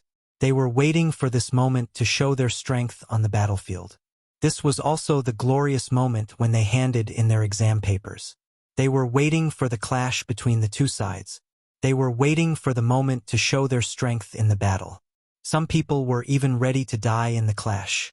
It might be painful, but it might also be very satisfying. After making all the preparations, the 6 battalions of the cold vanguard soldiers quickly approached the Beiming city guard. Everyone's eyes were bloodthirsty. At this moment, no one took their lives seriously. There was only one thing in their mind, and that was to kill the enemy again and again. This was a kind of momentum that was unafraid of death. This was a kind of spirit that was fearless. This was a kind of confidence that could only move forward and not retreat. Under this kind of momentum, the 6 battalions still maintained their original formation and continued to move forward. Then, there was a flash of cold light. It was like a sharp knife that was about to pierce into the enemy's heart. For this moment, all the soldiers were shouting with all their might. It was as if they didn't do so, they wouldn't be able to increase their strength and vent their powerful momentum. They're about to clash. On the city tower, Abdullah clenched his fists and stared at the scene in front of him. Who was stronger and who was weaker? The answer would be revealed soon. Even though he already knew the answer in his heart, he still hoped that his side would win, even though it seemed impossible. Yes, it was indeed impossible. Just as the 2 sides were about to collide and were less than 300 meters away from each other, a shocking scene occurred. Like dominoes, the Beiming city guard fell from their horses one after another. In the blink of an eye, over 1,000 men had fallen from their horses. The sudden turn of events caused the originally ambitious General Yi Ligong to turn pale with fright. He suddenly thought of the gunshots he had heard before. Could it be that all of this had happened because of that?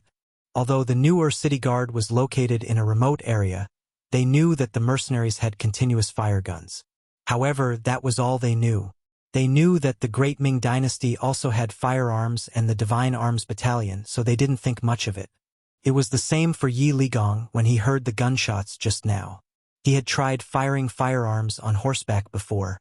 When the horses were still, they were still somewhat accurate.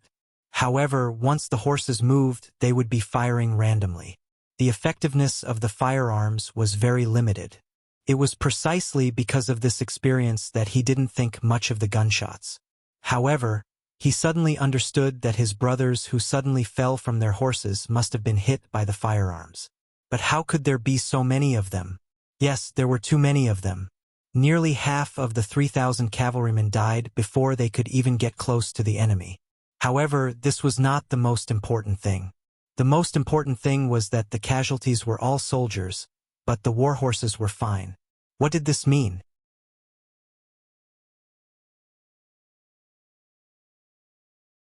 Chapter 701. This meant that the enemy's marksmanship was extremely accurate.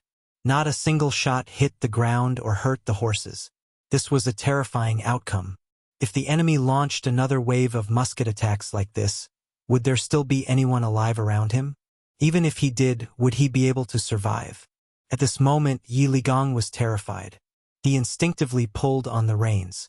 He wanted to see what would happen. He did not want to lose his life here. There were quite a few people who had the same thoughts as Yi Ligong. They intentionally slowed down and watched as some of their companions charged into the mercenary camp. Boom! Finally, the cavalry from both sides collided. Blood splattered everywhere. Heads were tossed into the air, horses neighed, and corpses fell to the ground. It was only the first charge. Due to the difference in numbers, the difference in the number of strikes, and the absolute suppression of strength, hundreds of Baiming cavalry were cut down from their horses. They fell to the ground and became minced meat under the horses' hooves. Retreat! Retreat quickly! After this collision, the last bit of hope in Yi Ligong's heart had disappeared. Seeing his subordinates being chopped into minced meat the moment they entered the enemy's formation, he, who had already stopped his horse, turned around and fled without any hesitation or politeness.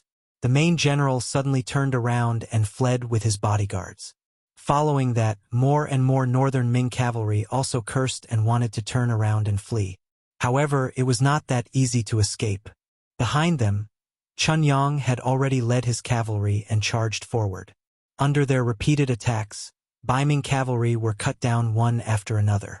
When some of the northern Ming cavalrymen wanted to counterattack, they suddenly realized that their companions were no longer around.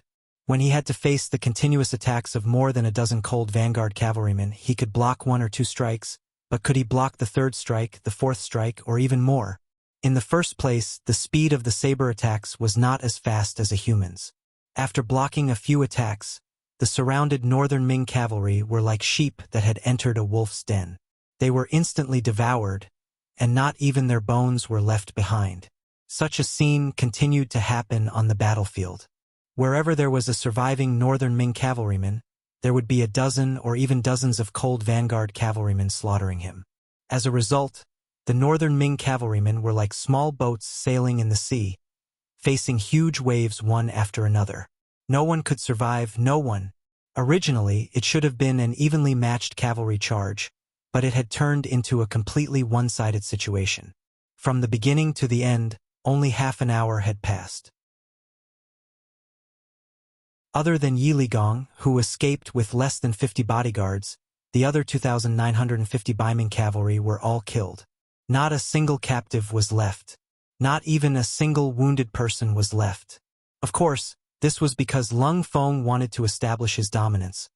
But at the same time, it was also because the 6 battalions were too eager to prove their worth. That was why they didn't hold back and killed with all their might, resulting in this outcome. Tabulate the battle results. Spring Sun was covered in blood. He had killed more than 4 Baiming cavalry. Although it wasn't as many as he had expected, he had no choice. He had killed too many people with his muskets. It was already good enough that he was able to get 4. Without any enemies, he began to tabulate the battle results. He wanted to see how many casualties he had suffered. 13 of my battalion died. 7 are wounded. 16 of my battalion are wounded. No wounded. 12 of my brothers died. 2 are wounded. 13 of my brothers died. No wounded. 7 of my battalion died. 4 are wounded. All of them are lightly wounded.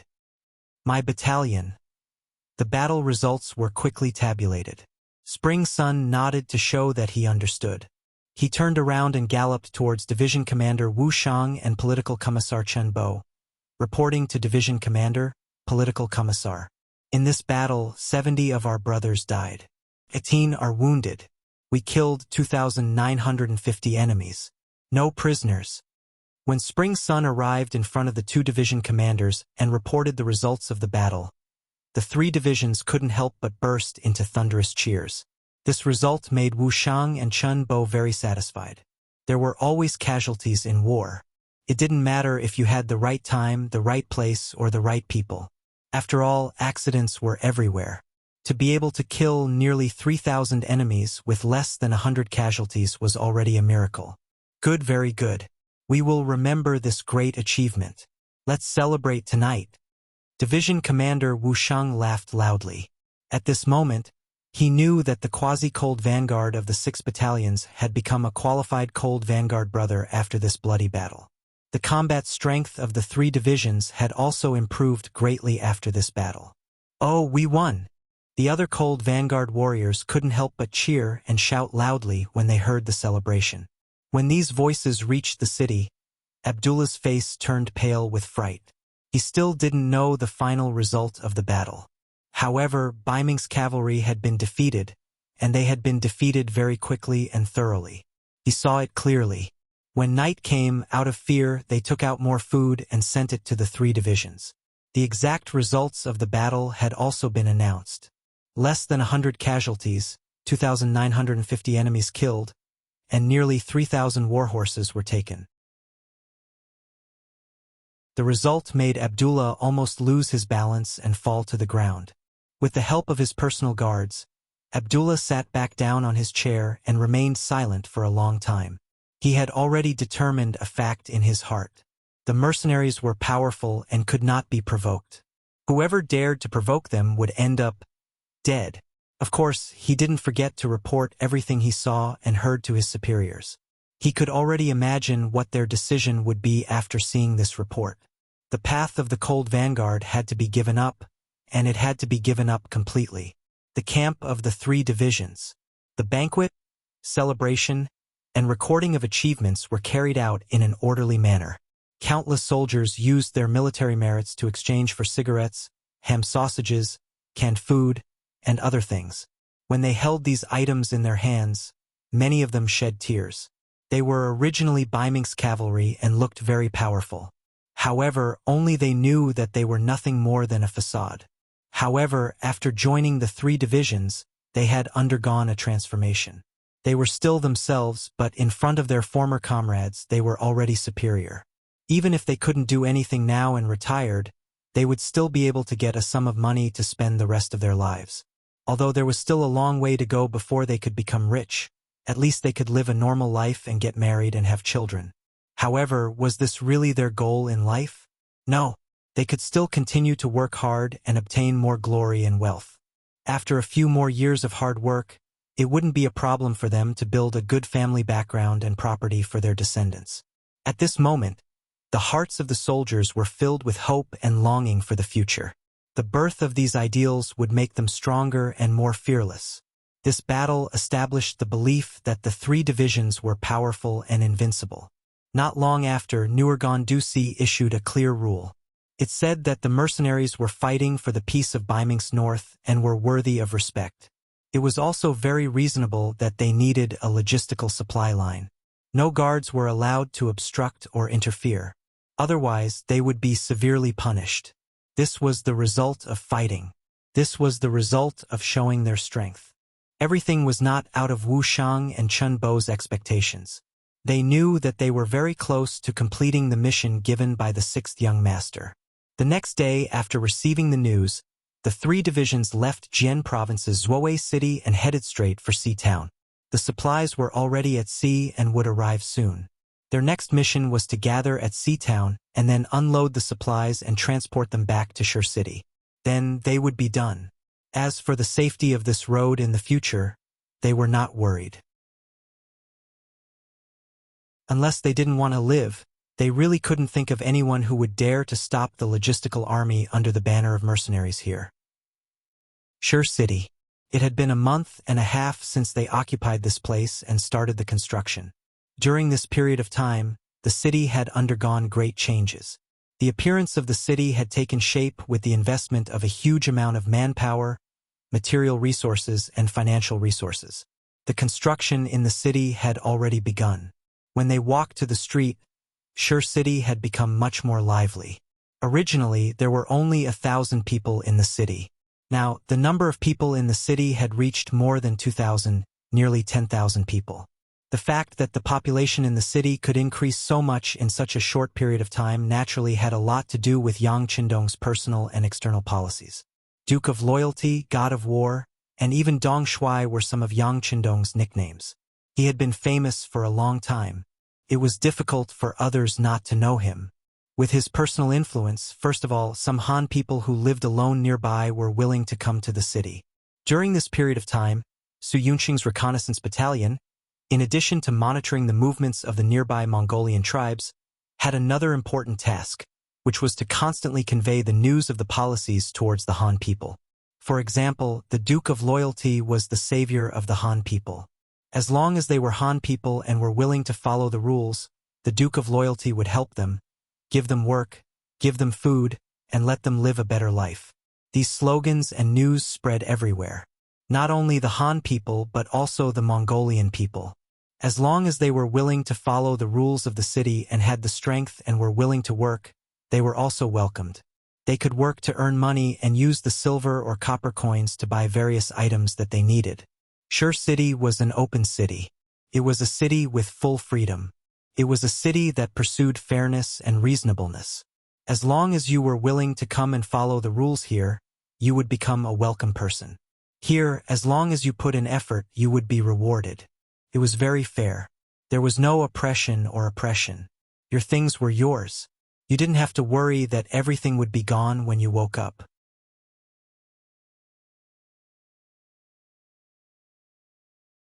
Chapter 702. It was precisely this concept that attracted groups of people to settle in after it was spread out. First, it was a few people, then a dozen people, then dozens of people. Soon, it expanded to hundreds of people, thousands of people, and then nearly 10,000 people. Even this number was increasing every day. Speaking of which, everything was due to the rules of the grassland. It was particular about the law of the jungle. It was particular about the law of the jungle. Whoever was more powerful would have all the good things.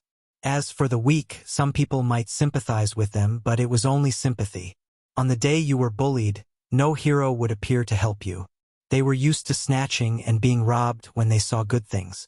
As a result, many kind-hearted people did not like to stay on the grassland, especially those who lived alone. They often did not have a neighbor within dozens or even hundreds of miles.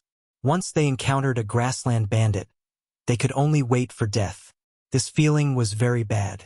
If it was in the past, they did not have a place to go and did not have a better way to solve the problem. It seemed that they could only choose to join a grassland tribe. Even so, they had to pay too much and could become a sacrifice in the war at any time. If they were unlucky and the leader of the tribe took a fancy to something, they would also have to contribute. That feeling was like falling into a bandit's lair. The first city was different.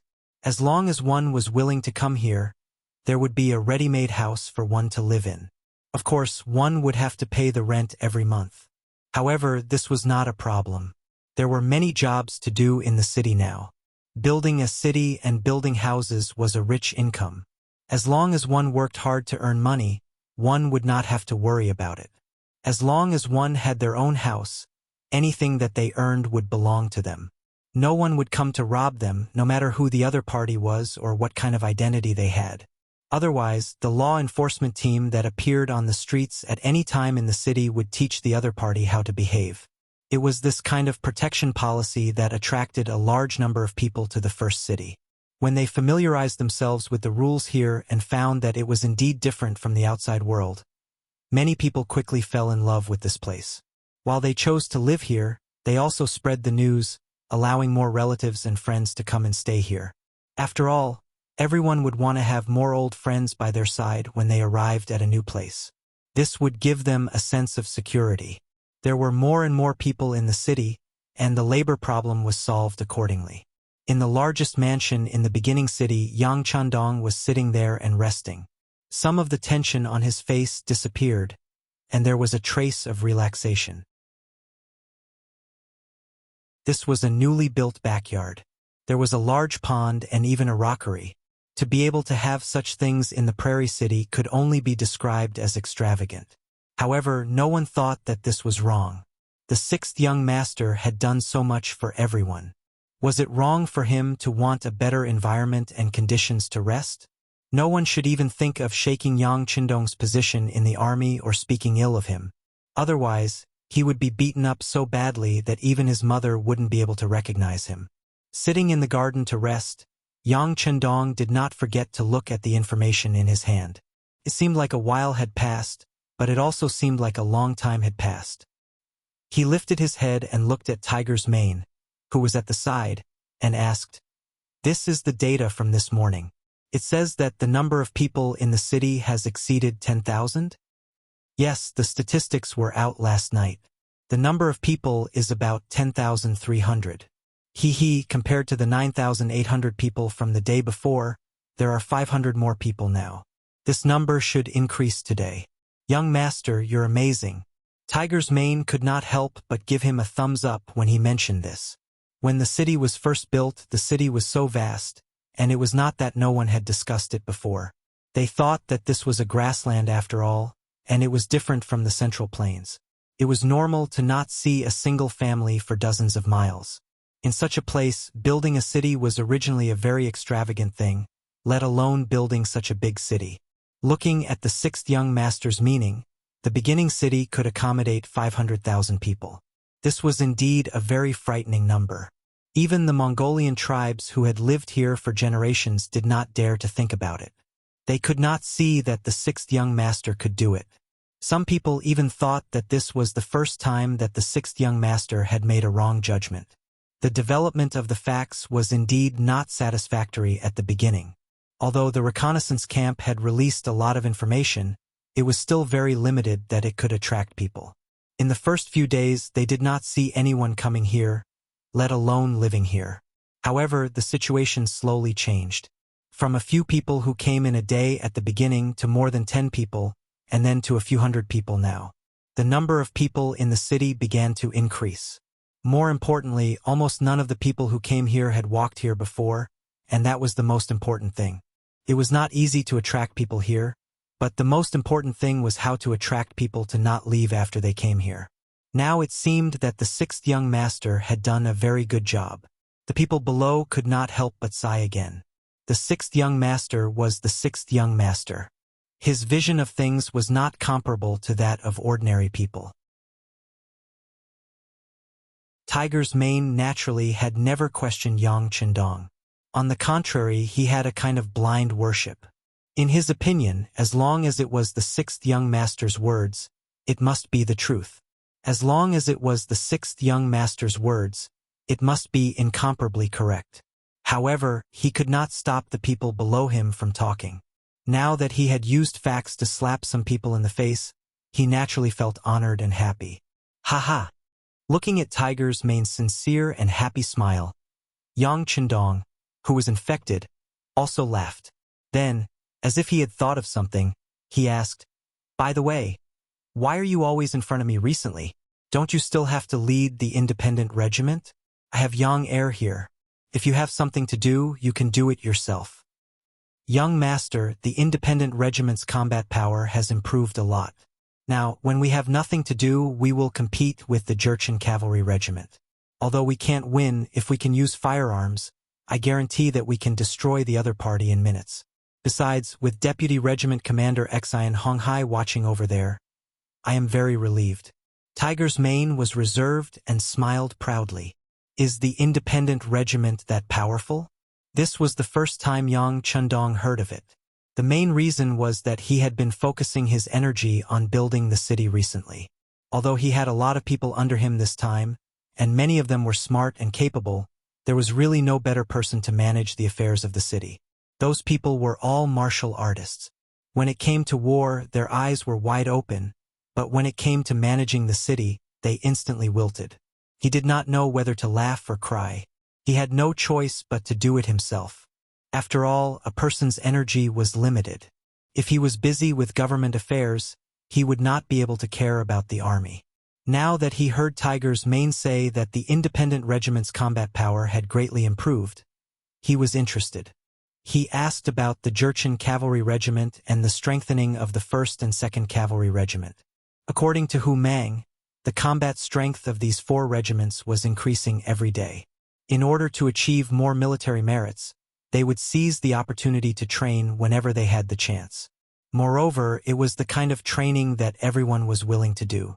When they had nothing to do, the 4 regiments would also practice against each other, and the improvement of their combat power was much faster. Good. It is a good thing that you all can take the initiative to think of ways to improve your combat power. This is positive and should be encouraged. Yang Qindong was very happy after hearing this. However, after saying this, he quickly changed his tone and said, "Be prepared for danger in times of peace. Soldiers of my generation must have this kind of awareness. When facing any possible war, we must be able to maintain the best state of mind at all times. Once a war breaks out with a command to gather, we will be able to fight against the enemy. We must win, and we must do so at the smallest cost. Young master, will there really be people coming to find trouble with us? It has already been 1.5 months, and I don't see anyone having any ideas about us." When it came to war, Tiger's mane was interested and his voice became louder. There will be," Yang Qindong said with certainty. If the establishment of the first city did not attract the attention of some of the surrounding forces, it attracted many people to move in with its powerful attraction. This was indeed something that some people did not want to see. On the grassland, it could be said that everything was lacking, so much so that the population was also a hot commodity. When 2 tribes fought, the winning side would often plunder all the population of the losing side in order to strengthen their own strength. The appearance of the first city had taken in all the individual households. With this, it could be said that it had touched everyone's interests, and this was the fuse of the war. Force was the most direct way to solve the conflict of interests. According to Yang Qindong's thoughts, there were probably already many enemies who could not hold back. It was just that the mercenaries and his reputation were too big, and no one wanted to be the one to stand out. However, as the first city grew stronger, it was obvious that these forces would eventually not be able to hold back, and the war should be coming. Just as Yang Qindong and Hu Mang were chatting, a large cavalry team was setting up camp and resting at a place 500 kilometers away from the first city, near a mountain and a river. If the people from the reconnaissance camp could get close to observe, they would naturally find an old acquaintance here. He was Hara Ruachu, who had suffered a loss in Yang Qindong's hands. That's right, this was the camp of Hara Ruachu's father, Agar Dorji. Originally, he followed his elder brother to expand the Tatar forces, but he could not resist the temptation and finally conspired with the leader of the Walla, Yeshen, to assassinate his elder brother. Who would have thought that the plan would not be as fast as the changes? In the end, he did not kill his elder brother and had no choice but to escape. Now, he had become a rootless tree floating on the grassland. Agar Dorji was still a man of his own ideas. When he rebelled, he brought a total of 50,000 cavalry, which made him a powerful force on the grassland. No one dared to look down on him, and no one dared to casually find trouble with him. This made him comfortable for a while.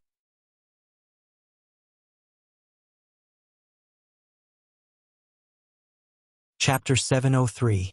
However, the daily food and drinks of the 50,000 cavalrymen was not a small expense.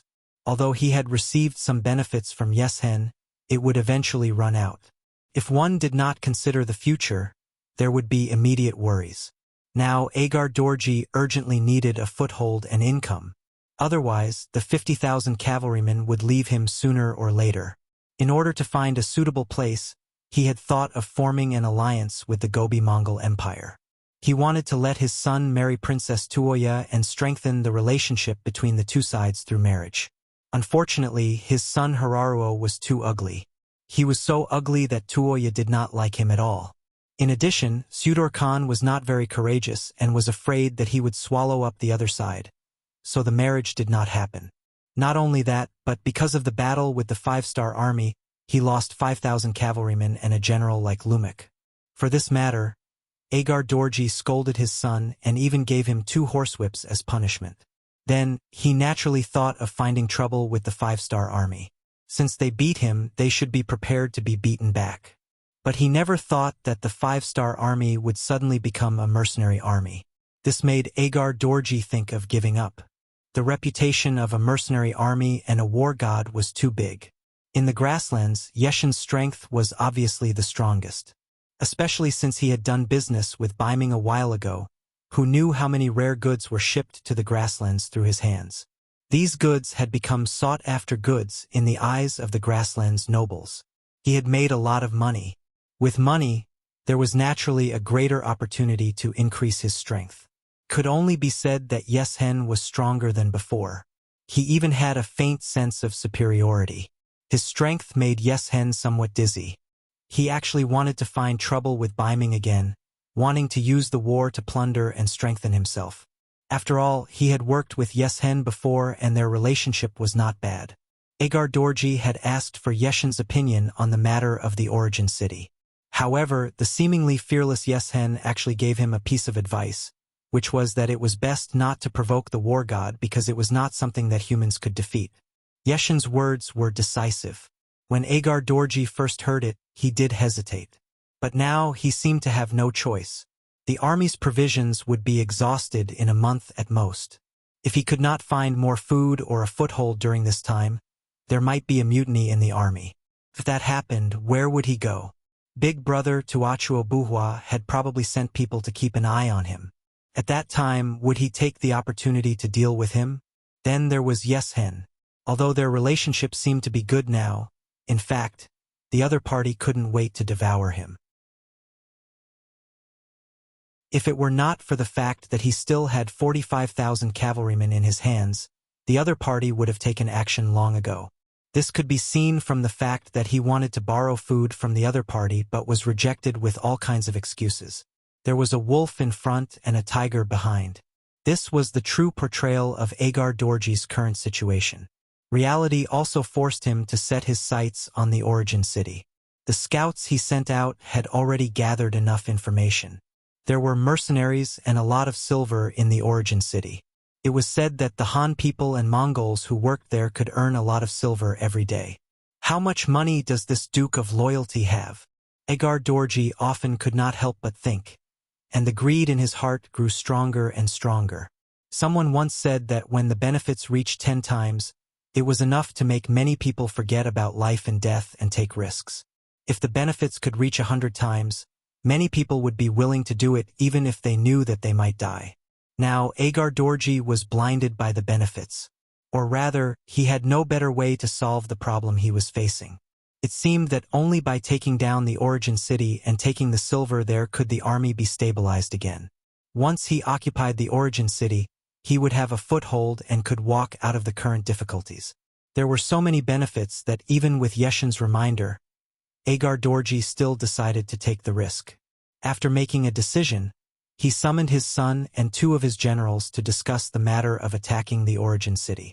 Agar Dorji still had some tricks up his sleeves. When his brother was not under his command, he had won over some capable generals. For example, Lumik, who had died in the previous battle, and Su He and Gulang, who were now summoned. Su He was a general who was praised by the great Khan of Tuachuo Buhua. His name was translated into Chinese and meant axe. In fact, after this person went to the battlefield, he was indeed like a sharp axe. He had cut down countless enemies. This time, when the 3 of them were summoned, the first person Agar Dorji asked was Su He. General Su, I'm going to attack the origin city. There are piles of gold and silver there, as well as strong city walls. Many people have gathered there. If we can occupy that place, they will all become our slaves. By then, we can use them to create more wealth for the army. We will not have to worry about food and clothing. Our cavalry will trample the entire grassland and dominate the area. Agar Dorji outlined a beautiful picture of the future. The more he spoke, the more excited he became. His son, Hararuo, was so excited that little stars appeared in front of his eyes. He seemed to see groups of beautiful women and piles of gold and silver in front of him for him to choose from. General Gulang's eyes also revealed a yearning look. He was very tempted. However, Su He, who was asked in the tent, was calm and was not excited by these words. General Su He, what do you think? The most important thing was Su He's ability. Seeing that the other party did not express his opinion, Agar Dorji could not help but ask anxiously. Su He, who was asked, still did not answer immediately. Instead, after thinking carefully in his mind, he slowly said, Sir, as far as I know, the war god is in the origin city. He's an existence that even Yeshen is afraid of. Can we go and find trouble with him? Why not? We've already asked around. The war god only has less than 15,000 cavalrymen under him. We do have 45,000 cavalrymen, which is 3 times the number of the enemy. This battle can be fought, Hiraruo said. It could be seen that he was a little dissatisfied with Su He's cautiousness. Yes, I think we can fight too. So what if he's the war god? After all, this is the grassland. In the end, it depends on whose warhorse is faster and whose saber is sharper. Gulang also spoke, expressing his thoughts of supporting the battle. Out of the 4 people in the tent, 3 of them had now expressed their opinions. They all supported attacking the origin city. Su He knew that no matter whether he agreed or not, this battle had to go on.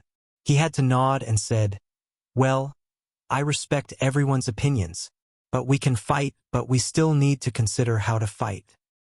Okay, then let's discuss who will be the vanguard and how to fight. Seeing that Su He also agreed, Agar Dorji was overjoyed and set the tone. In the following time, the 4 of them discussed for a long time and finally decided to set the battlefield outside the origin city. After all, they were all cavalrymen, and siege warfare was not their forte. If the battlefield could be set in the vast grassland, they would have a higher chance of winning. Whether it was out of greed or helplessness, Agar Dorji finally decided to take action. All 45,000 cavalrymen were mobilized. They set off early the next morning with an unstoppable momentum and headed to the origin city that was 500 miles away. In the origin city, there was still no news from Agar Dorji. After all, the grassland was too big, and most of it was plains. There was no place to hide, which greatly hindered the movement of the cavalry of the reconnaissance battalion. There was no cover, so they could not get close to the enemy. Naturally, they could not be prepared in advance. It was precisely because he knew this that Yang Qindong had asked the 3 regiments under him to maintain a fighting spirit at all times. They had to be able to come whenever they were summoned, fight whenever they were summoned, and win whenever they fought. The city was still being built in an orderly manner. Another day passed, and the number of people from various races who came to the origin city increased again. It increased by 500 people day by day. Today alone, more than 1,000 people came, and most of them were Mongolian brothers who brought their families. According to the rules of entering the city, they had to register their identity first, and then pay a certain amount of money. After that, they would be arranged to use a house for a month. Finally, different jobs would be arranged according to each person's different conditions. You must carefully screen the body of the person who comes. You must not let a factor of stability appear in the city. Yang Qindong walked on the streets of the origin city. Beside him were Tiger's Mane, Beta Persei, and a group of people who were protecting him. Walking in the crowd, the 6th young master spoke from time to time about some things to pay attention to. Yes, we have special people doing the relevant work. Not only do people need to report their real names, but they also need to report the place where they used to live. We have people who will investigate this afterwards. Although I dare not say that there is no problem 100%, for those who have doubts, we have focused on monitoring. Tiger's Mane kept nodding as he reported his work. That's the way it should be. Don't let a piece of rat poop spoil the pot of soup. We can also fully mobilize the people and let them take the initiative to expose those who have bad intentions or have strange behavior. We can give them a certain amount of rewards appropriately. In this way, unless they can pretend to be the same person, they can't escape everyone's eyes. Also, if we can confirm that they are spies sent by other forces, we can also allow them to come in and sneak in. However, they can't live here. We have to let others know of our strength so that they will be afraid. Yang Qindong also nodded with a smile and gave his own experience and opinions.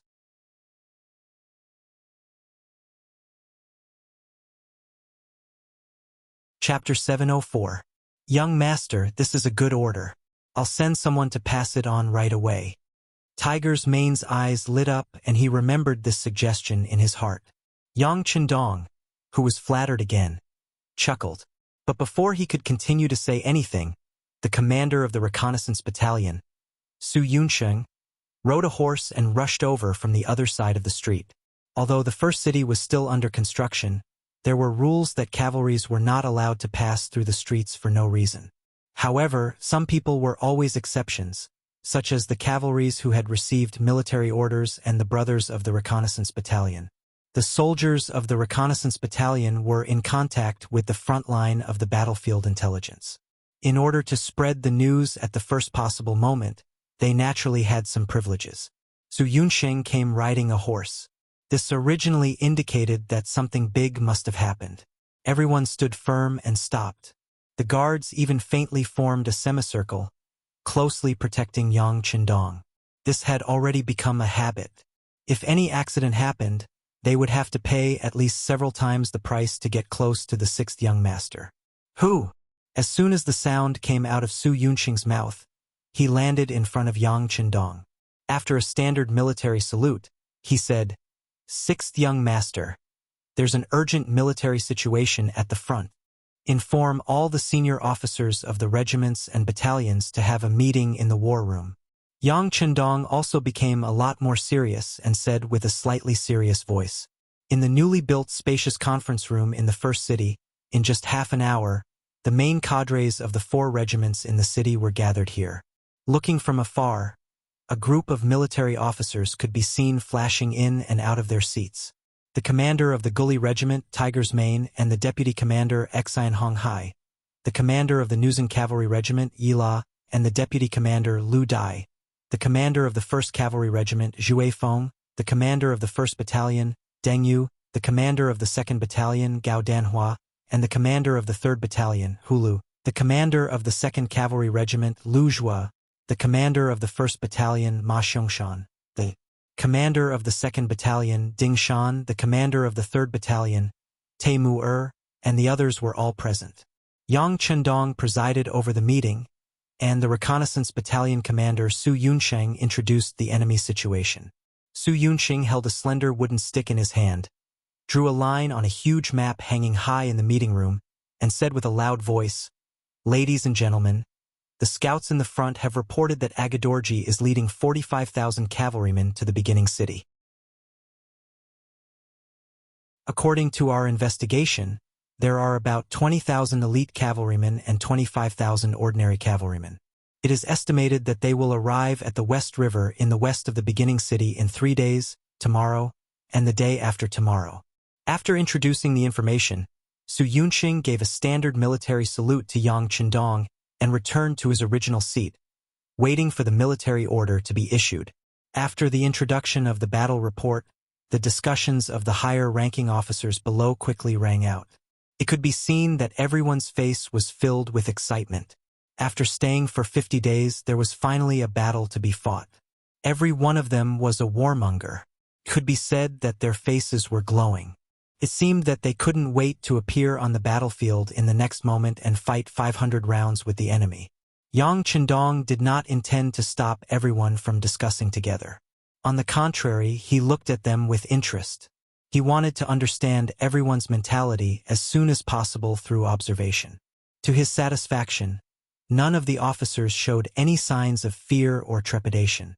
The morale of the army could be used. This word popped into Yang Chendong's mind. He knew that even though this battle was going to be tough, it was still a good time for the mercenaries to establish their might. Well, since no one has any objections, then this young master will make the decision. Fight. Does anyone have any questions? No. Sure enough, the voices below were extremely unified. One by one, they opened their mouths and shouted. No one objected. Yang Chendong also stood up and led everyone to the 3-dimensional sand table at the side. After that, Yang Chendong, who was waving the stick in his hand, kept waving it. The north side of the beginning city is the north slope. It is easy to defend and difficult to attack. We can make a fuss about it. The west side of the West River has just had a heavy rain 2 days ago. The river is rising rapidly, which can be used to stop the enemy's frontal attack. We can also make a fuss about it. The south side of the South Forest is suitable for hiding the army. This time, the number of the enemy's cavalry is 3 times more than ours. It is absolutely impossible to fight head-on. Even if we can defeat the enemy, it will be a Pyrrhic victory in the end. This is our first real battle in the grasslands. We must win, not lose. That's why I ask all the officers and soldiers not to underestimate the enemy. We need everyone to be cautious, kill the enemy bravely on the battlefield, and make a name for ourselves. After training for such a long time, it is finally time for us to perform. Now I order, swoosh! All the officers above the battalion level straightened their bodies and fixed their eyes on Yang Qindong. Each of them puffed out their chests and expressed their most confident side perfectly.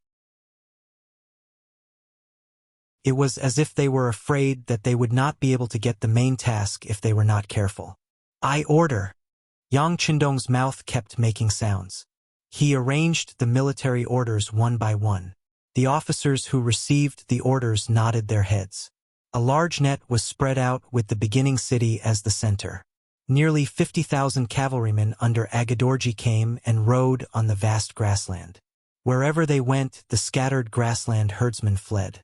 Some of them even had to abandon their sheep pens in order to escape. Along the way, the army had robbed thousands of sheep and horses. Slaughter, slaughter them all. Pass down the order to make a good meal for the warriors to satisfy their hunger. After we take down the beginning city, I will celebrate with everyone. Agadorji ordered in a tone that was used to win over the people's hearts. Then, he turned to look at Su He and his son, Hilario, and asked, "The vanguard led by General Glenn should be arriving at the beginning city soon, right?" "Yes, according to the schedule, he should have arrived at the West River. He should be looking for a tool to cross the river." Su He replied, and his face continued to darken. He was also the only one who was not optimistic about this battle. During the period of the alliance with Walla and Yeshen, he learned more than once from the other general about their experience with the mercenaries 3 years ago. The more he learned, the more he knew how powerful the mercenaries were. At that time, Walla's troops could be said to have won a great victory. They were all cavalrymen and had an absolute advantage in speed. However, in the face of the mercenaries who were many times smaller than them, they still returned in defeat. Therefore, he did not think that they could take advantage of the advantage of numbers this time. It was just that they really had no way out now. At present, the closest and most suitable enemy was the mercenaries of the first city. If they wanted to get out of the current predicament, they could only fight with them. As for whether they would win or not, they would do their best and leave it to fate. West River? Very good. I hope General Glenn can find a way to cross the river soon. In this way, our army can go straight in and kill our way to the beginning city. By the way, I also heard that there is still a section of the outer wall in the beginning city that has not been completely built. Our cavalry can kill our way into the city from there. At that time, everything in the city will be ours. Ha ha ha. Agadorji laughed wildly on his horse as if he had already won at this moment. It was as if the mercenaries were at his mercy. The reason why Agadorji was so confident was that the number of his cavalrymen was 3 times that of the other party. He thought in his heart that even if the other party had continuous fire guns, as long as they set up a formation, with the advantage of the cavalry's speed and number, how many people could the other party kill in a short time? Once the other party charged together, it would be the time for them to kill the other party. At that time, the advantage of the cavalry would be maximized and the victory would still belong to them. There was another point that Agadorji did not mention, and that was that he actually looked down on the Han people. Even if this Han was the loyal duke of the great Ming dynasty and was known as the god of war, it was still the same. Everyone knew that the people of the grassland ate meat. They killed cows and wolves and were ferocious. Since ancient times, the Han people took farming as their duty. They were loyal and honest and were vegetarians. It was difficult for them to be opponents of the grassland people. Unless there was an emperor of great talent and a general who had won every battle, only then could the Han people defeat the people of the grassland. Back then, Zhu Yuanzhang had spent a lot of effort to chase the Mongols back to the Mongolian grassland. Zhu Di's 5 expeditions to the Mongols had only weakened the Mongols.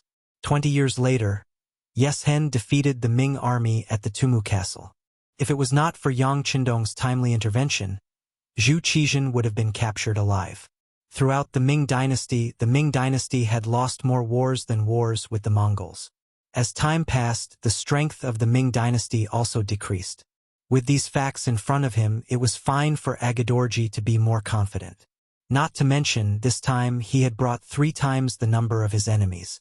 However, he did not know that if he exaggerated his advantage and looked down on the other party, it would only cause him to lose even more miserably. It would only cause him to enter a state of no return. This was because he did not take into account the firearms in the hands of the mercenaries. In the cold weapons era, the Mongol cavalry were invincible and conquered the world. Even the Russians were slaves to the Mongols. The Golden Horde had ruled Russia for nearly 300 years. Every time the Russian nobles knelt before the Mongols would burn, kill, and plunder in Russia and commit all kinds of crimes. The Russians were angry, but they did not dare to speak out. The stars changed and the era changed. The Western world entered the era of hot weapons. Guns and cannons were really strong, and a single cannon could kill a large number of cavalry. At the end of the Ming Dynasty, Yuan Chonghuan used cannons to kill Nurhaci. The 8 Banners' disciples were like scarecrows in front of Yuan Chonghuan. During the Crow War, the British army only had a few thousand men and defeated the Qing army of over 1 million. At that time, tens of thousands of Mongol elites led by Greem Chin attacked the British army of a few hundred. What happened? The Mongol cavalry was wiped out, and the British army only lost a few people. In the face of modernity, the Mongols were just a joke. When the Russians were in Vasilyevsk, they learned from the West and used guns to conquer Siberia. How could those with knives be a match for those with guns? A few hundred Russians wiped out all the Mongols in Siberia. From then on, Russia became a huge empire that spanned across Asia and Europe. The Qing dynasty ruined the country for 300 years, and when China needed strength the most, it weakened.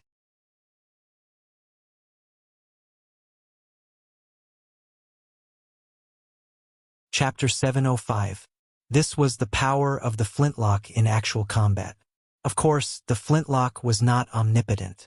As long as the soldiers were united and did not fear death, it was not impossible to turn the situation around.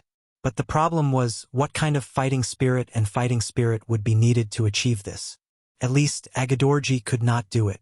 Fortunately, Yang Qindong, who was regarded as his enemy, did not intend to defend the city. He also wanted to use this opportunity to train his cavalry and decided to fight outside the city. And if he was willing to defend and not come out of the city, then not to mention the 50,000 cavalry, even if another 50,000 cavalry came, they would not be able to gain the slightest advantage. The advantage of the flintlock was more in defense, especially when facing fast cavalry. Attacking was equivalent to giving up most of one's advantages. But Yang Qindong still wanted to do this, which in itself proved that he was confident in the strength of his cavalry. Perhaps in his opinion, even if the cavalry charged, even if they used the most primitive method, his mercenaries were the strongest in the world. Of course, Yang Qindong only wanted to use this opportunity to train his cavalry. He did not really want to play to his strengths and avoid his weaknesses. He knew very well when to use the most primitive method to fight. For example, in the West River War Zone, he used the flintlock to fight against Gulang and his 5,000 enemy cavalry. Gulang obtained the qualification of the vanguard general. This did not mean that he was brave and good at fighting, but because he did not fight for it and did not care about it. In the end, he was just a touchstone, a stepping stone to test the strength of the mercenaries. In front of the mercenaries, Gulang became a whetstone, but he did not know it. After hearing the news and making arrangements, Glenn led 5,000 cavalrymen to the West River and saw the mercenary army stationed on the other side of the river. This was the independent regiment led by Tiger's Mane. A regiment had 16 battalions, which made them far more powerful than an ordinary regiment or even a division. Both sides looked at each other across the river. Facing such a powerful opponent, Gulang sneered and began to arrange the cavalry to find trees and make rafts to prepare to cross the river. As a Mongolian from the grasslands, Gulang did not think much of the 6,000 enemies in front of him. He noticed that the other party's camp was still 3 miles away from the river, and if he could cross the river on a raft at the first moment, he could even kill his way to the front of the enemy through the West River.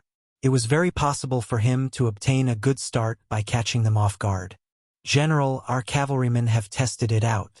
There are 2 sections where the riverbed is relatively high, and the water flow isn't that strong.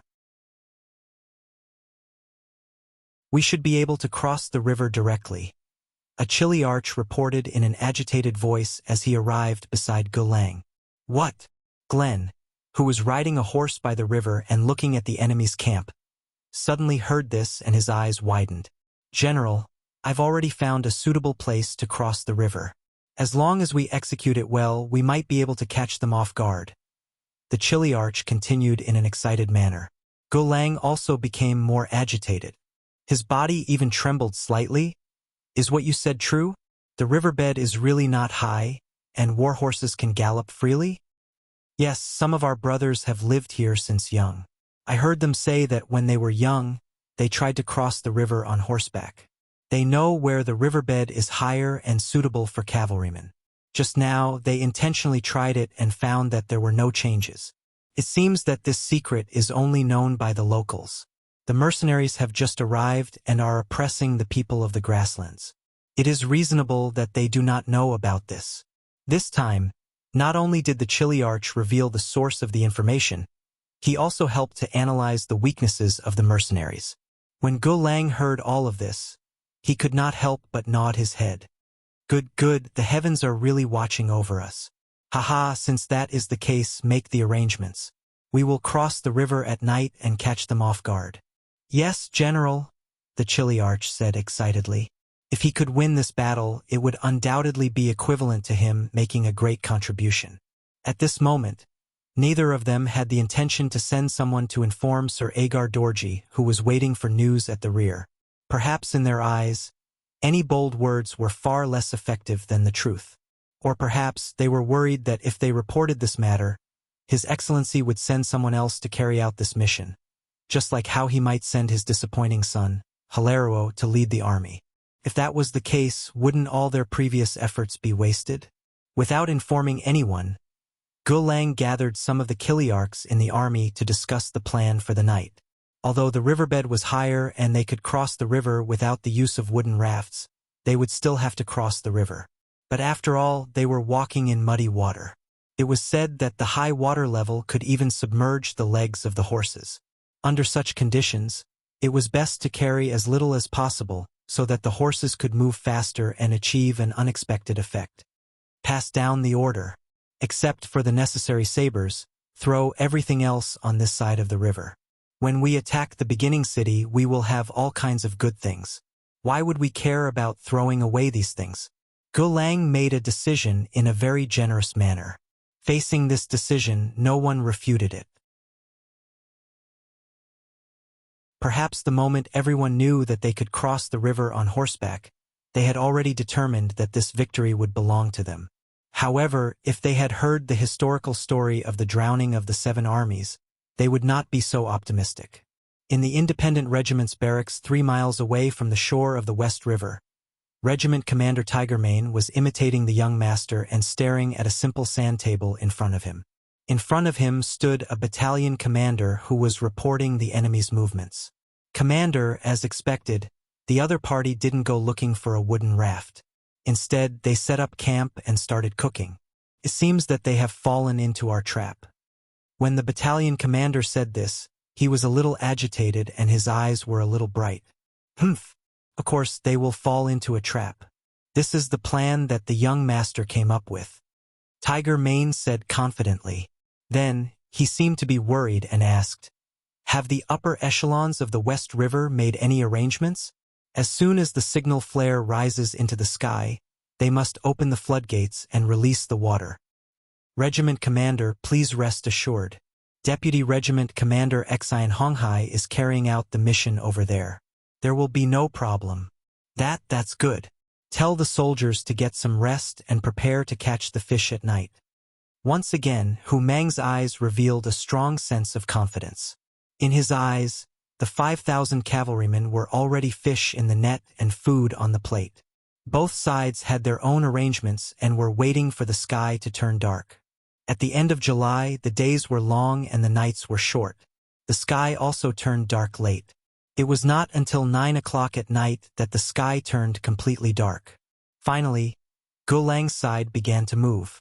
Under the cover of the night, Gulang's cavalrymen began to divide into two groups and entered the West River. Following the route that they had chosen beforehand, the cavalrymen entered the water one by one like dumplings. The sound of splashing could be heard endlessly. Be careful. Don't alert the enemy. Also, don't light any torches. Don't let others discover our movements. Some of the centurions reprimanded the cavalrymen in a low voice. Then they entered the river with a cautious look. Their movements were indeed very careful. Little did they know that there was a type of telescope called the night vision device that had already seen their every move. These pitiful cavalrymen still thought that what they were doing was undetectable. As a matter of fact, every step was seen clearly by the other party. "Regiment commander, the enemy has begun to move," a soldier whispered to Tiger Mane beside a mound of dirt. As the regiment commander of an independent regiment, how could Tiger Mane be at ease if he did not see such a big event with his own eyes? Therefore, he personally came this time and saw the enemy cavalrymen enter the river with his own eyes. At this moment, all the worries in his heart turned into shadows. No rush. Let's wait until their main force enters the middle of the river before opening the floodgates. It will be very exciting when that time comes. Tiger Mane's voice was filled with relaxation and satisfaction. The West River was about 300 feet wide. Due to the climate and the environment, the water supply was only sufficient during the summer rainy season. However, the distance of nearly 100 meters in the water was enough for them to walk for a while. In order to achieve the goal of catching the enemy off guard, Gulang did not make any moves. Glenn didn't have any intention of probing and decided to send his entire army in. After calculating the exact location of the two higher riverbeds, he sent all of his cavalrymen forward. It could be seen that this time, he was determined to break through to the other side of the river and deal a heavy blow to the mercenaries there. More and more cavalrymen entered the river. If one looked carefully, it seemed that everything was going smoothly. Although the deepest part of the river was already below the hooves of the war horses, the people were still fine. Since they were already prepared, the cavalrymen all held their riding boots in their hands. Even if their feet were a little wet, it did not affect them much. The first cavalrymen were already less than 20 meters away from the shore. The river began to lower again, and the army behind continued to press forward. Finally, when the first cavalryman had already leaped onto the shore, the rest of the cavalrymen entered the river. Even General Gu Lang himself entered the river under the protection of a few soldiers. Fire the signal flare. Seeing that all the enemies had entered the trap, Tiger Mane, who was hiding on the other side of the river, finally gave the order to attack. A soldier of the independent regiment beside him immediately took out the signal flare that he had prepared beforehand and fired it into the dark sky. Bang! A loud gunshot broke the silence of the night. It also broke the shackles of darkness in the dark night. What replaced it was a bright light that flashed in midair, as sudden and bright as the appearance of a meteor.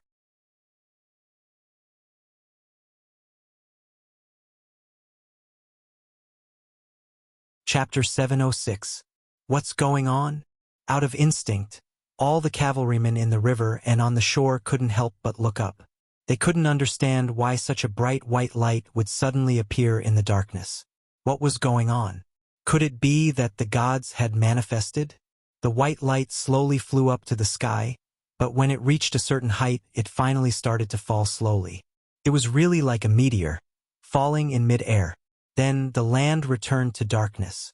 Although the white light wasn't there, for some reason, everyone had a bad feeling in their hearts. Naturally, they didn't know that this was a signal flare. This meant that the mercenaries were about to launch an all-out attack. However, their intuition told them that this sudden appearance wasn't a good sign. Once the bad feeling appeared, it was quickly confirmed. First, there was a slightly anxious but indescribable sound that resounded in their ears. The sound was very soft at the beginning, but it became very clear later on. It became louder and louder until it couldn't be stopped. Not good. There were some people in the crowd who knew how to swim and had lived by the river since they were young. Their expressions changed drastically as they suddenly shouted, "It's the sound of the river rushing. We've fallen into a trap. The upstream river must have been blocked before, and now the sluice gate is suddenly opened. Quick! Let's rush to the other side of the river. Quick! Quick! Rush over and we'll live. Otherwise, we'll definitely die if we stay in the water. Quickly rush to the other side of the river. Quick!" Obviously, more than one person understood this principle. The sound of the flowing water became louder and louder, and finally, all kinds of shouts were heard. However, because there were too many people shouting, they couldn't hear clearly. Those who understood naturally urged their horses forward with all their might. Those who couldn't hear clearly were still stunned. They looked around blankly, as if they were still waiting for an explanation. Hua, hua, hua. The sound of the flowing water was finally getting closer. The most direct reaction was that the water that could only submerge the hooves of the war horses suddenly reached the waist of the war horses. Then it submerged the entire war horses. Even the cavalrymen on the war horses tilted and fell into the river with a splash. Such a scene happened more and more. Many soldiers who couldn't react in time fell into the river in fear. In such a turbulent river in the middle of the night, even some of the soldiers who were good at swimming would not be spared. Not to mention that many of the cavalrymen's feet were still attached to the stirrups of their horses, greatly hindering their movements. The moment the war horses were washed away by the river, it was already an indication of how many cavalrymen had fallen into the death trap. Under the pressure of death, more and more cavalrymen unleashed their potential and rushed to the other side of the river.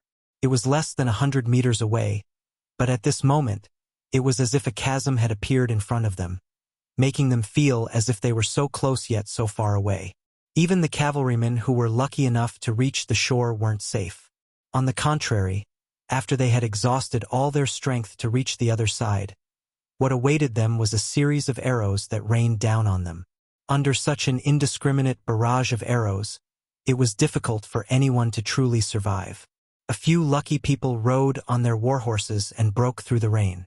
Just as they were about to reach the soldiers of the independent regiment who had been waiting for them, hundreds of loaded muskets were waiting for them. They were waiting for the scene of their bodies turning into a hornet's nest. Glenn's luck wasn't bad. He had just entered the river when he realized that the situation wasn't right. Under the protection of a few bodyguards, he retreated. He was one of the lucky ones among the 5,000. When the river suddenly rose under artificial control, his face turned pale and he kept repeating, "It's over, it's over, it's all over."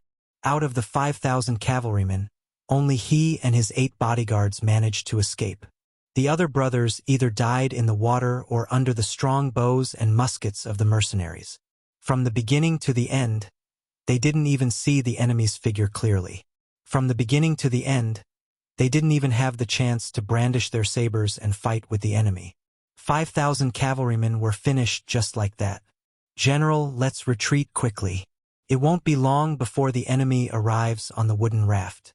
It'll be difficult to retreat then," the 8 bodyguards said with ugly expressions. The scene before them also made them feel a lingering fear.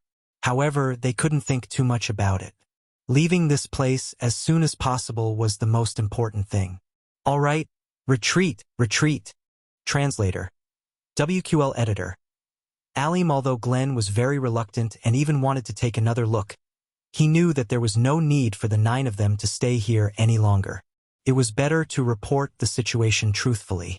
When the time came, he could accept his fate. Glenn escaped.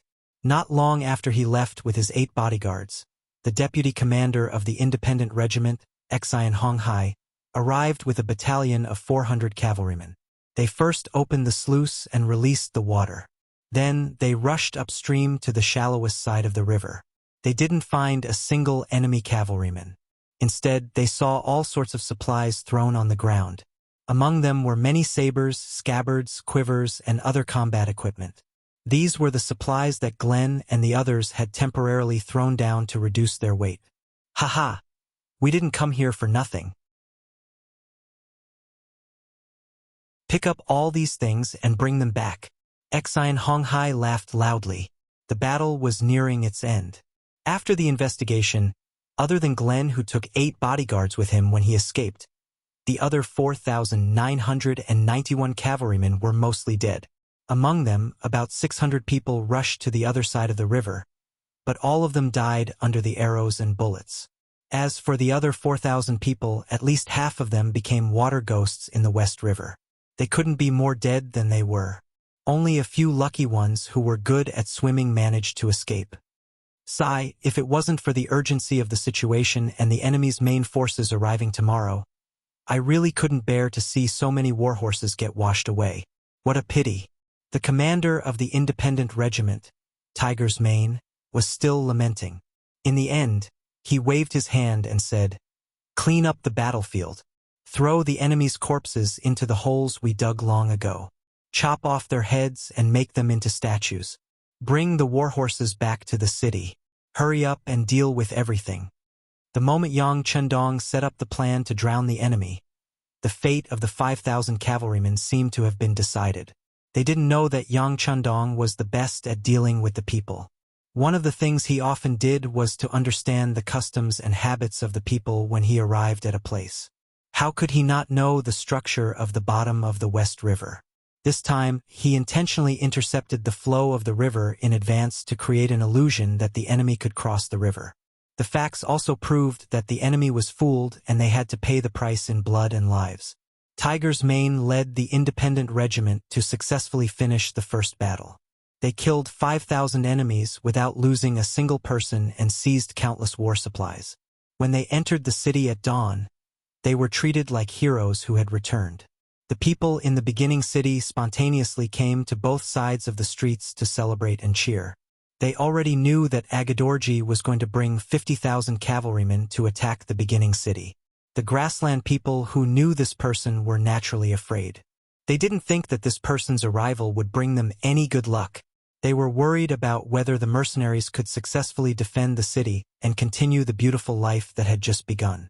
Now that they had such a beautiful opening battle with the independent regiment, they could finally put down their worries a little. On the streets of the beginning city, in front of more than 10,000 people, Yang Chendong personally came out to welcome them. He also ordered people to bring 5 carriages of gold and silver treasures. These were all rewards for the soldiers of the independent regiment who had performed meritorious deeds. Yang Chendong also announced on the streets that no matter who it was, no matter what race they were, as long as they sincerely joined the mercenaries and performed well on the battlefield, they would be rewarded. They would have the possibility of being promoted and becoming a general to bring honor to their ancestors. Facts spoke louder than words.